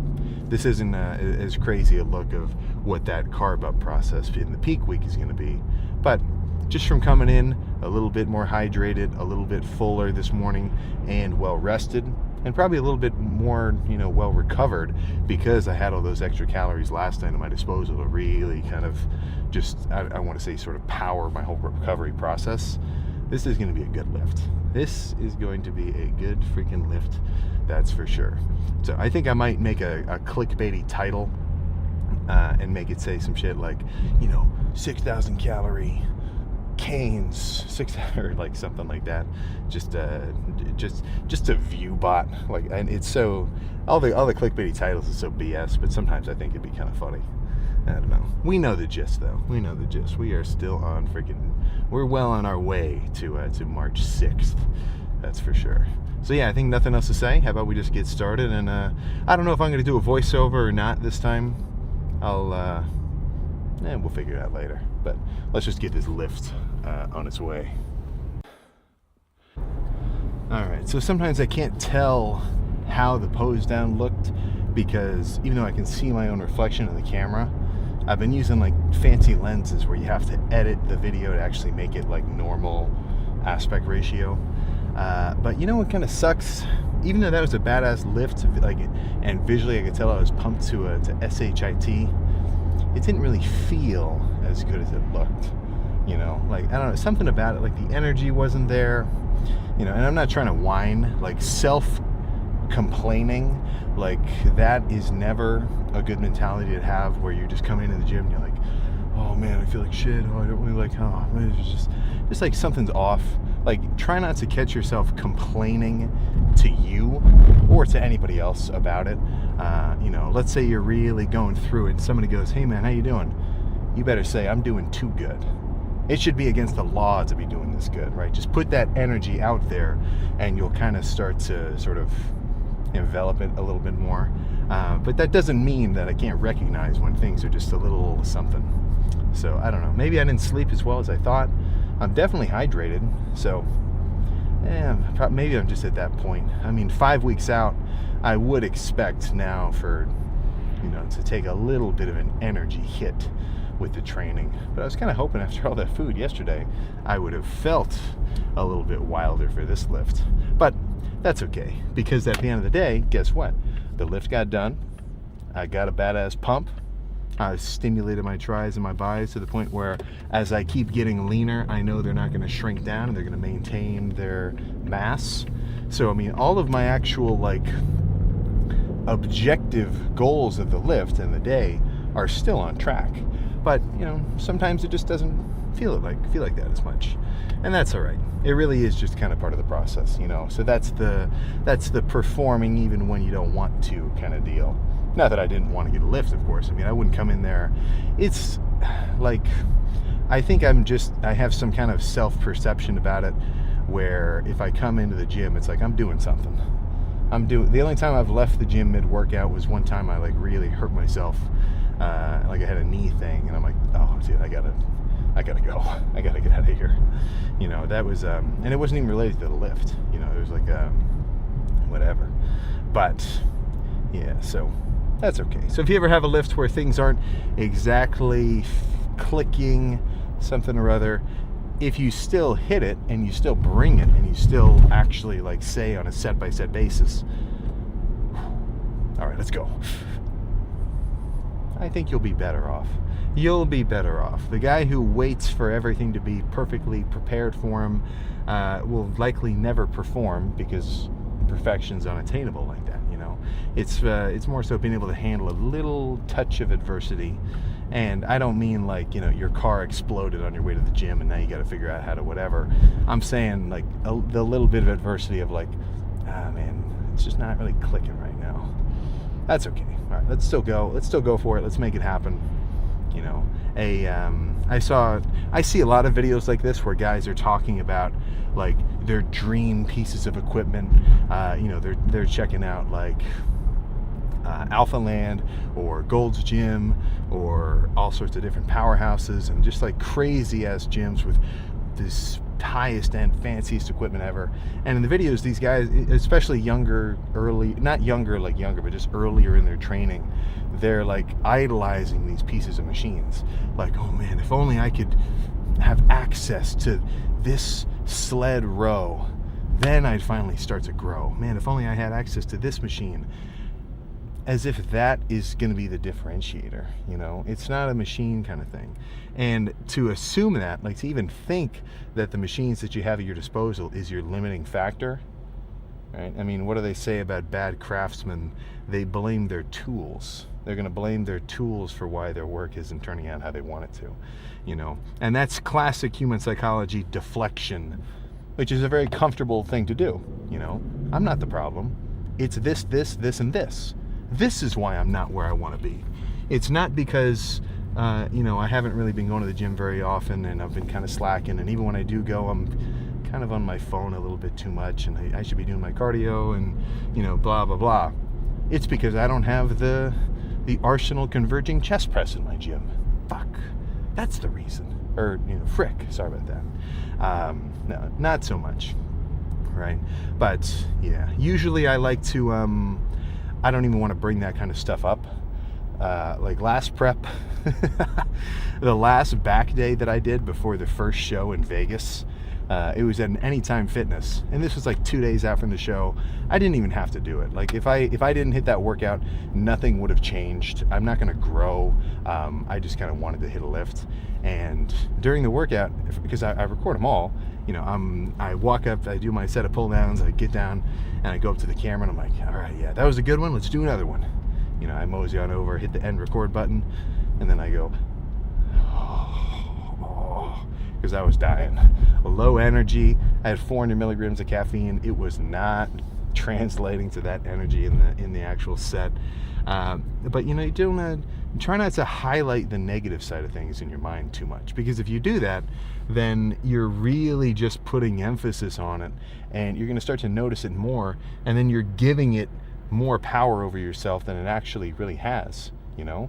Like it's imagine two different guys, you know, this is kind of a more extreme take on the situation, but two different dudes, and they've each got a different mentality about their day, right? About just everything that happens to them, all the people they see, all the things that they do, and just everything that happens for about a week.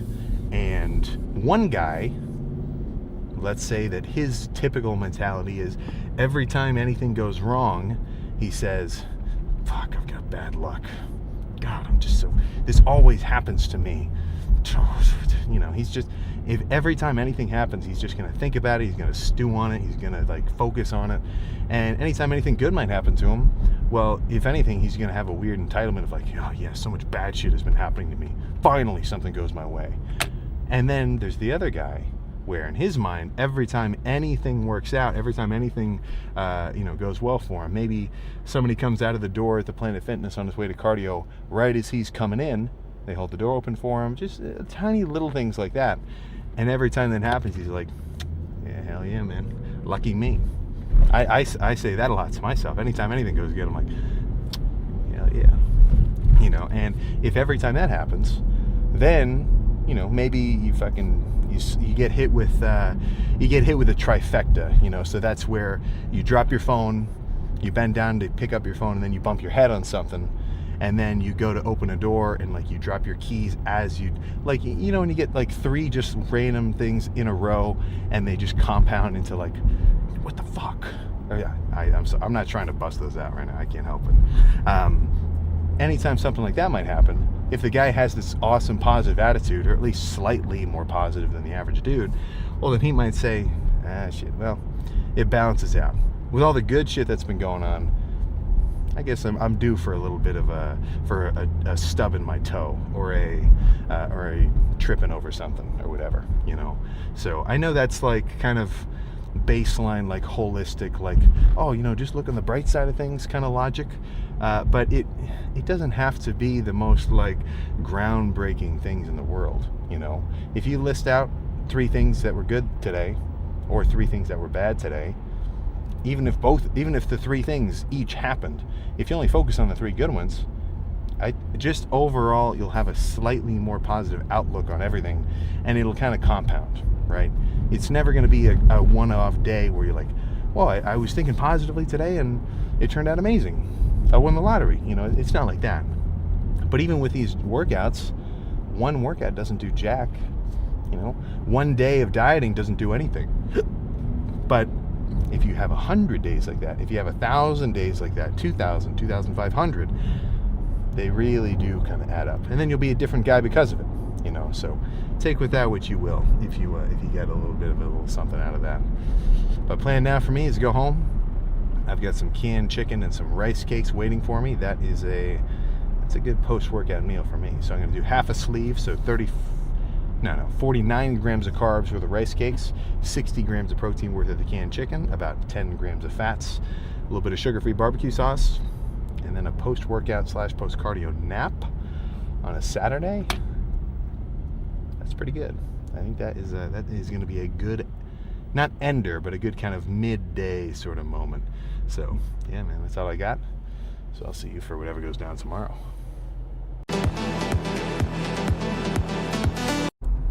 All right, it's a little chipper, it's a little chilly, but warmer than yesterday.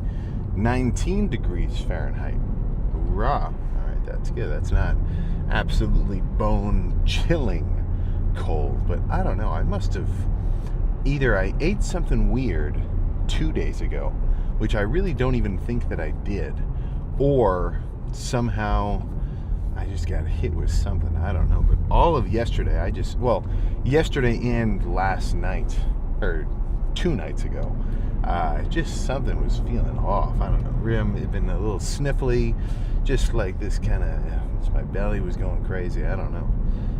But it made me think that yesterday, full rest day required, full on nothing, no cardio, no lift, and that was actually kind of tricky for me to even do, because I've had a couple days over the last few weeks where I'm like, all right, shit, I should probably take it easy. I'm not going to do my second session of cardio. I'll just do I'll do the workout and my 45 minutes in the morning, and then I'll skip the second session. I'll go easy today and just skip that second session. And like, that's what I would consider a rest day. But yeah, you throw in a little added something or other sickness to the mix, it may be in your best interest to give yourself a little leeway. Maybe a little extra food, tons and tons of extra fluids, and kind of get that over with. Because bulking, I'm a little bit more resilient, or maybe just not so sensitive to lifting and just eating a crap ton of food throughout any kind of sickness I might have. Because it's like, dude, I'm eating like 5,000 calories. I'm still hitting my cardio. I'd have to be pretty damn sick for me to say, nah, let's just not even make it happen. And then usually I never even would get sick in an off season, because I'm so full of food and I'm like as fueled as I can be as an organism, that I think my immune system is stronger. So it's just not even something I really have to think about. But yeah, yesterday was definitely, I was sleeping all freaking day. I'd get up and get some food, drink my tons of electrolytes, back to bed, just kind of scrap around. Felt sort of like a punk, but that's okay. And now, waking up this morning, night and day, beyond the literal sense of it's now daytime, I do feel much better. So what does that leave me? What does that tell me to do now? Regular ass lift as scheduled, as planned. So hamstrings, really laying curls, seated curls. I was kind of thinking to myself, I might want to do a little bit of quads, go a little extra wild and throw some quads in the mix for today. But I think that's the mentality of me thinking, okay, I just took the yesterday lower level intensity day, the lowest possible level rest day. The next day I should do more to kind of make up for it, which I think is a flawed approach. I think just so hamstrings only, a little quad pump afterward, and then I'll get some Q&A kind of questions overlapped during the training. So how about we just get straight to one of those, man? Hamstring training, really not the most exciting thing in the world. I can basically predict what it's going to look like. I'm going to do a light squeeze set of curls, rack it once I can't really do much substantial range of motion anymore. Tell myself, ooh, all right, that was a good one. Let's do one more. And then just do that 7 times, 6 times or something. Nothing crazy. But yeah, I keep posting these little Q&A prompts on the YouTube account. So you've got to look at this. This is actually a point where if you have the YouTube channel's notifications on, then you would see these, because they don't show up in your regular feed. But I just post a picture, and then in the comments of the YouTube post, which is on the channel, that's where I'm looking for these questions. Instagram would have too many. TikTok would be silly. But the YouTube questions usually are actually the best. I've gone through a few where I've tried answering Instagram questions, TikTok questions, but the YouTube questions are usually actually pretty solid and have some substance. It's not just should I eat chicken or should I eat beef? Like that. Not to put somebody down where that's their question, but that's kind of that's level 1. That's level 1. Level 10 is could Genghis Khan outbench Andrei Smaev? That's more like a level 10 question, which the YouTube comments usually bring out of the woodworks. But yeah, nothing else to say. So let's just get started with these freaking sets and questions. There we go. All right, yeah, we got 5.5 minutes, kid. Like, I remember thinking this in school when somebody would talk, and I had a problem with this. Sometimes I still do it. I try not to. But they just, they get into a story and they're like, so basically and then she's basically like, if I could kind of explain it, like she was, and then like everybody else started freaking out, like, I just said it right there, like 1 million likes in one sentence, not awesome. X Smoothies 9511, what are your personal expectations for yourself stepping on the Arnold stage? I've got a few. For one, in terms of my overall shape, I expect to look pretty freaky for me, which is good. And I'm already on track to doing so. So that goal I still have to do it, but it's essentially kind of been achieved. Like, I know I'm going to show up relative to what I'm used to, like my own version of a beast. And it's easy, but they're probably going to show up and have a really basic routine. They'll run through some poses. Some guys don't even care about the routine because you're not exactly judged on it. Like, obviously they want you to do it, but it's not like if you have a bad routine, they're really going to hit you hard. But it's cool. So I'm practicing that now. I've got some ideas. We'll hear a little bit more about that in the future. But I just expect to look crazy for me. That's really all I can think. Logan Mac 7069.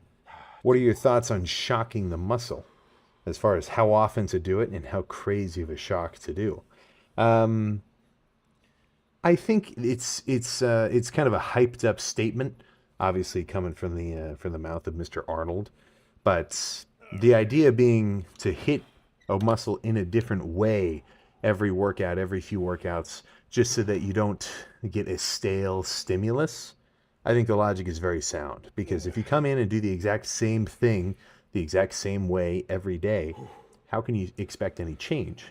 So I'd even say you're shocking the muscle just by doing a set of the same weight, but doing an extra 2 or 3 reps, maybe some assisted reps, things like that.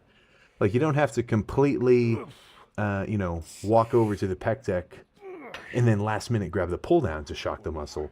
But, just change up your training a little bit. Don't get caught doing the same routine for your back every back. 7-7. Are you going to compete with the mustache and goatee or shave it?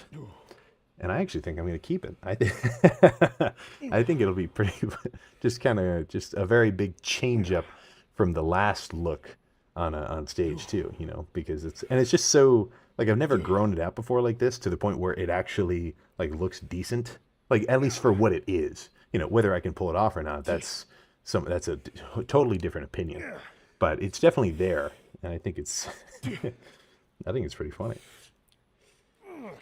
M. Simon Isings, how do you feel being so on track for the Arnold?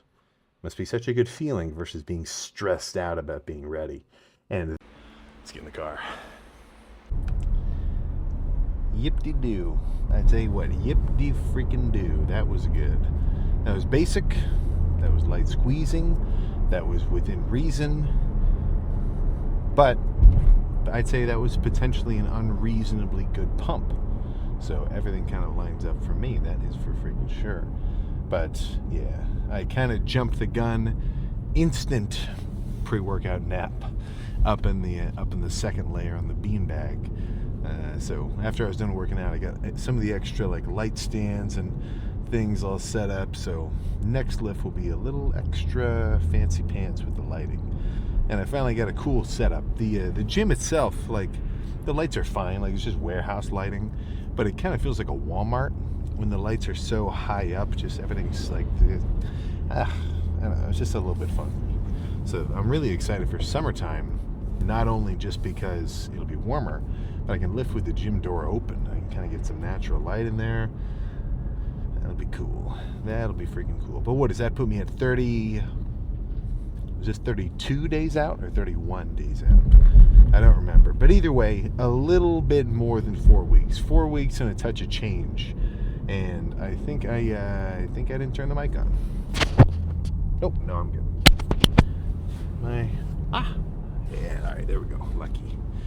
So yeah, plan now is go home. I've got I've got a plan. So post-workout meal, pre-cardio meal is going to be 2 cans of chicken, 60 grams of protein worth, 8 grams of fats worth, probably a full half sleeve of rice cakes, so that's going to be 7 full rice cakes, 50 grams of carbs, 49, but sometimes it's good to round up like that just to make sure you don't go over.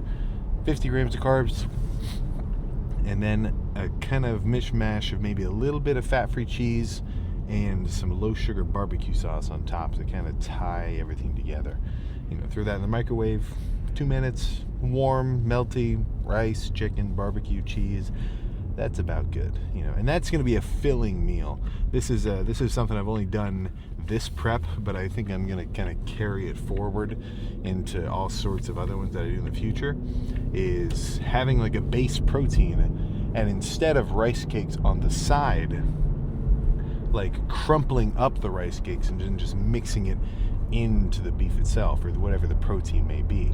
Like, it just gives it a little bit more like body and substance, to the point where, like, if I'm eating a few rice cakes on the side, maybe a couple bites, then some chicken, a couple bites, like back and forth like that, it almost feels like the meal ends quicker. Whereas if I have everything kind of mashed up together in this whole like just big sort of spread in a bowl, it just feels a little more filling, which is kind of the logic I use in a bulk, but in the opposite approach. Like, I want to have all my food kind of together in a bowl, like, oatmeal ground beef or rice and eggs or just whatever, because it's easier to eat more of.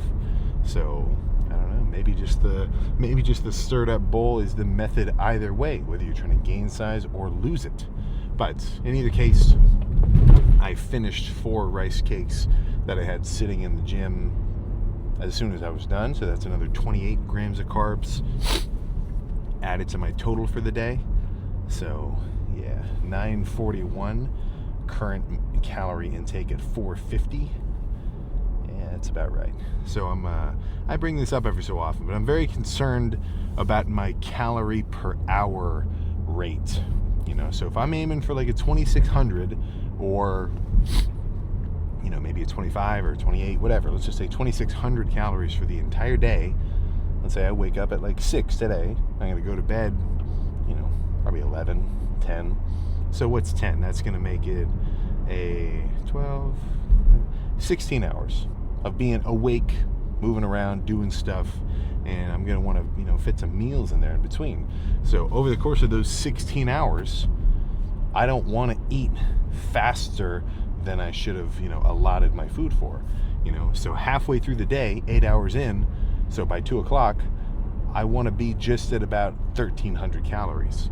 So a quarter of the way through the day, I want to be a quarter of the way through my full calories. You know what I'm saying? And don't forget, like, this is something that I see brought up a lot. Like, these comments are going to say, well, should I still eat my protein if I'm at my calorie limit?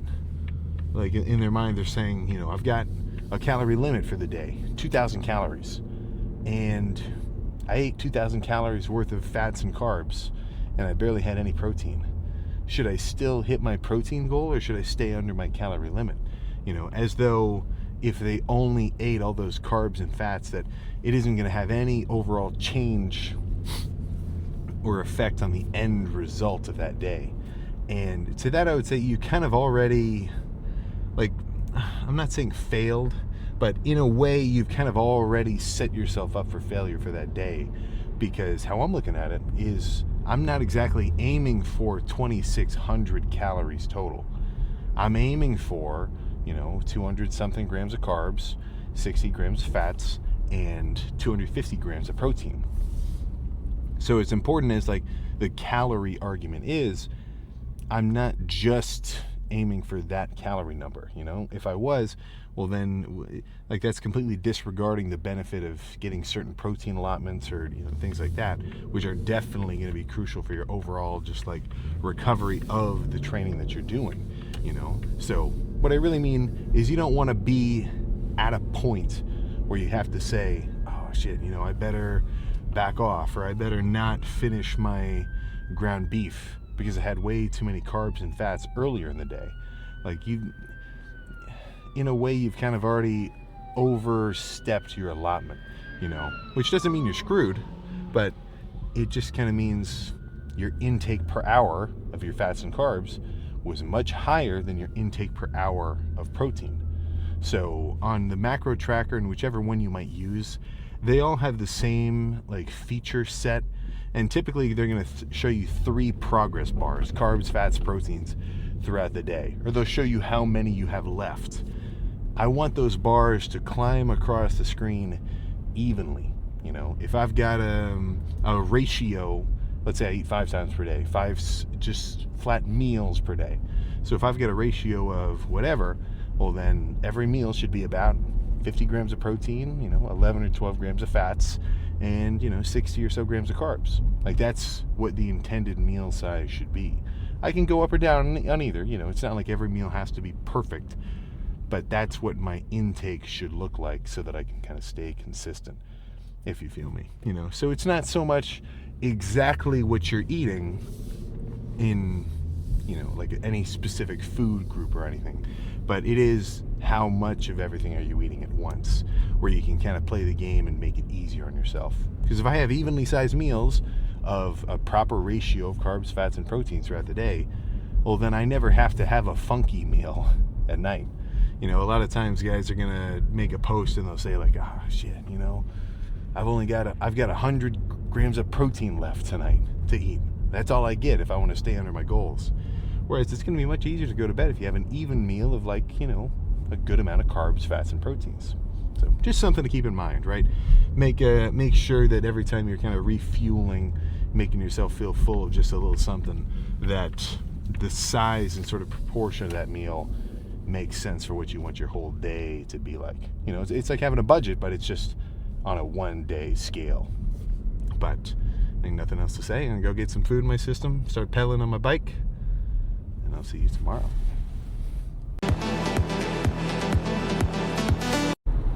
All right, I swear, if I didn't turn the microwave, if I didn't turn the microphone on this time, I'm gonna lose my marbles. I'm 99% sure it's working. I can see visually. I've got my little audio bars pumping around. We're good. So plan for today, Wednesday, February 4th. I think this is 31 days away from the Arnold.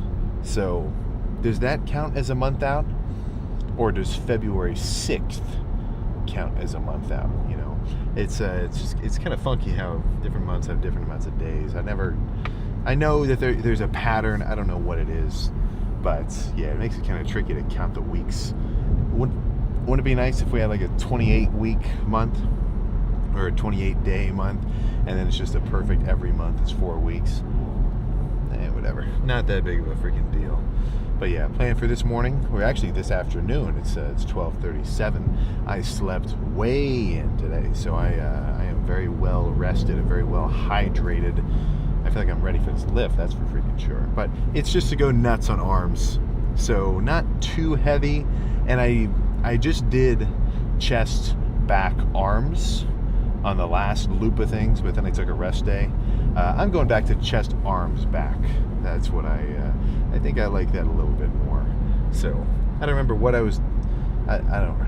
Something in the loop has changed. I don't know. But I'm liking legs, chest, arms, back, instead of legs, chest, back, arms. So just swapping those two seems like a decent move for me.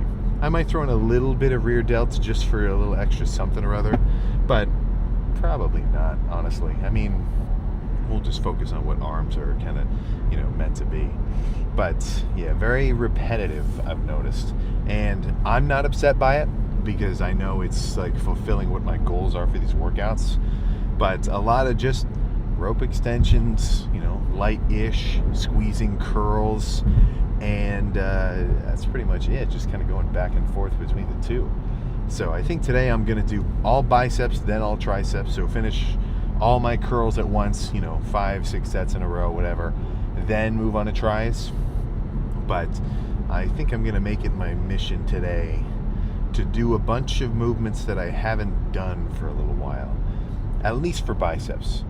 For triceps, I think my exercise selection is pretty well optimized. You know, I'm not doing a lot of really heavy overhead work, because when I'm dieting, that will kind of give me a little bit of extra elbow tenderness. Not like instant pain or anything, but just it's a lot of tension in your elbows.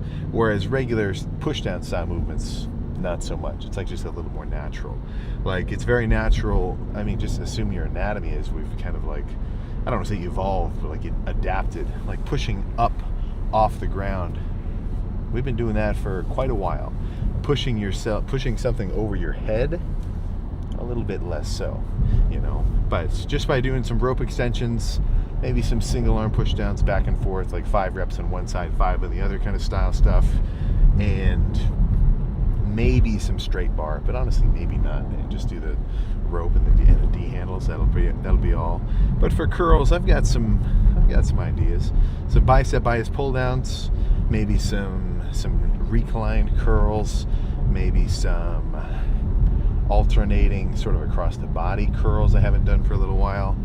I don't know, we'll see. The gym is my oyster today, that's for sure. I'm just gonna try to make sure I do it a little bit differently than before. So that's what I would describe as the real idea of shocking the muscle. You know, like when we're saying, oh, you gotta hit it in a way you've never hit it before, that doesn't mean do something totally insane, crazy, or that it even has to be that different at all. Just change a little something. Like when guys get in I haven't seen a video of anybody talking about this super recently, but I know it happens. People just get in a rut. Their routine's very repetitive. They're doing the same workouts they've always done. They do the same push-pull legs, upper, lower, they've always done Monday through Friday on a loop.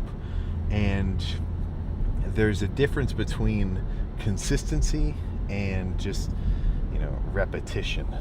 So if you're doing the exact same thing, the exact same workout every lift, for one, what are the odds that workout is gonna be so stimulating as whether or not you changed it up?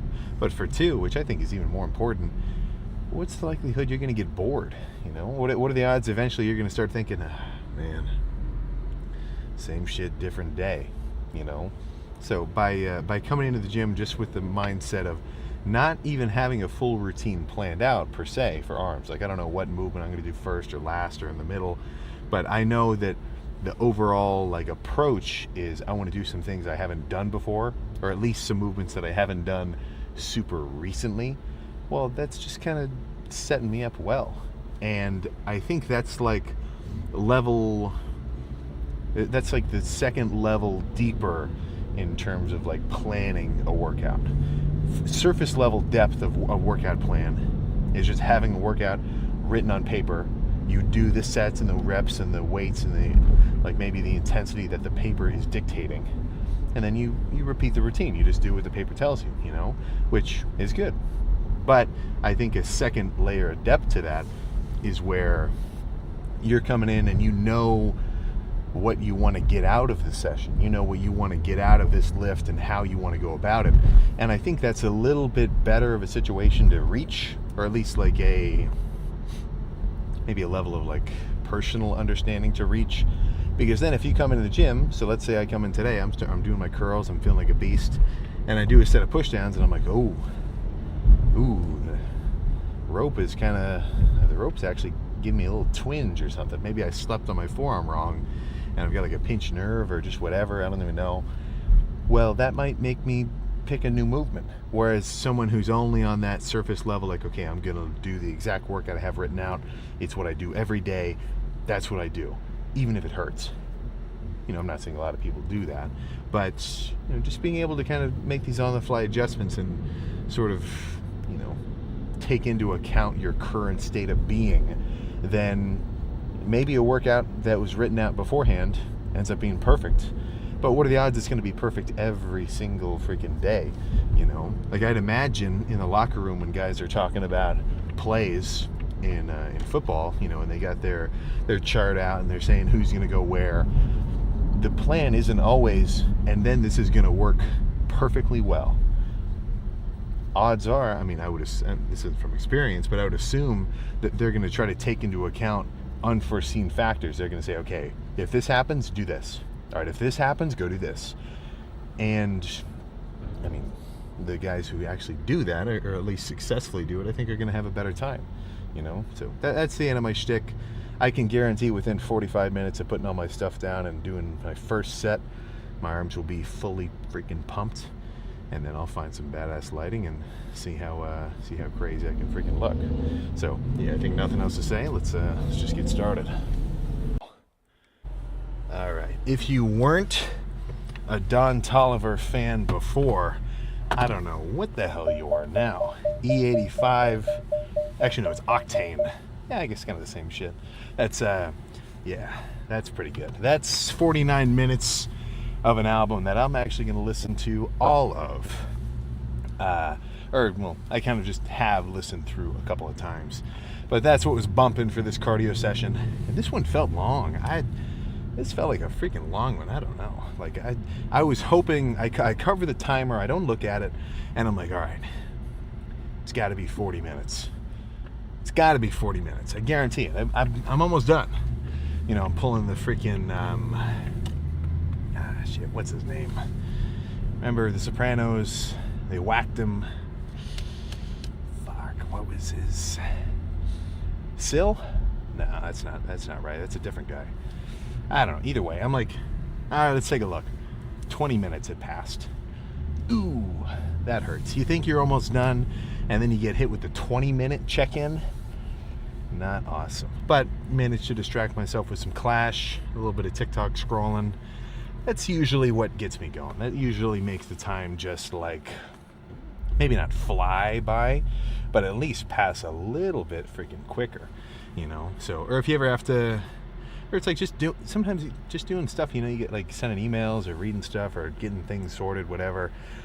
Like you can kind of get into a mode with cardio, and usually it's not that wild. Like you're really gonna feel like you've been sitting there for a little while. But sometimes, very rarely, but sometimes you'll get in just this like flow state where you're not even thinking about the cardio at all. And before you know it, you're like, oh, we're done. Let's get out of here. Sweet. You know, and that's what I strive for. I want every cardio session to feel like that. So one thing that's going to help you there, if I had one, a 3D energy. I'm definitely going to do all my caffeine or all my cardio caffeinated. So post-workout, normally I'm not going to double up. Like these last few months that I've been doing all my morning workout, cardio, and then night session of cardio, I just kind of use the residual caffeine from the pre-workout, and I'm still caffeinated for that first session of cardio. But the deeper I get into prep, and I noticed this last year too, I start doubling up, or actually bring an energy drink with me for after the workout, before the post-workout cardio, just so I can have a little bit of extra something or other. I don't remember the exact like facilities, or not facilities, but like the exact process in which caffeine actually does have like a minor fat burning effect. Like it's not crazy, but I'm almost more concerned with just that feeling of kind of being a little extra energized. Like I'm not talking wired out of my head or anything, but just even from having 200 milligrams, it does make the cardio pass quicker because it doesn't feel as tricky. You know, your base heart rate kind of raises. You're just getting a little bit of a zone. You know what I'm saying? And it's going to feel crazy once all of this, once this prep is over, because I'm going to back my cardio off from 45 minutes twice a day to eventually just 30 in the morning. It'll be a while before I get to that. I don't want to just crash my cardio to zero. Like I'm going to have a very steady not recomp really, but just kind of refeed after these shows are over. Last year I just went crazy and I put on a bunch of body fat way too soon, just because I'm like, in my head I'm like, I just want to eat. I'm eating something right now, man. We're grubbing. Not this time. I'm going to be a bit more controlled about it. But 30 minutes, I mean, shit, you can't do 30 minutes. You know, I'm talking to somebody who's skipping their cardio and this kind of back and forth. But it's like, dude, I'm hitting 90 minutes It's like I just did like 3 days worth of a regular amount of cardio. You can't just pop a squat on the bike for 30, you know? I mean, you just did arms. You can definitely throw in some post-workout cardio. I'm always going to be the guy to say, or not always, but I think in an off-season context where I'm trying to make sure that my training session is stimulating new growth and I'm like eating enough to recover, my favorite routine is cardio in the morning, workout at night, or the evening more so. But if you've got to do all your training in one session, then just do 30 minutes post-workout. That's totally fine. You know, it's not so strict that you have to do it any kind of which way. Like 30 minutes post-workout, totally solid. You know, maybe eat like a protein bar or something in between the lift and the cardio, so you have a little something in your stomach that you're running on. But as long as you get it done, like just clock it somewhere. If you got a buddy who has a truck, I can guarantee there's cardio bikes in your city for free. People just want to get rid of them, and maybe they're not allowed to throw it out of like their apartment or something, so they have to have someone come pick it up. Like the barrier to entry of cardio, it's in here.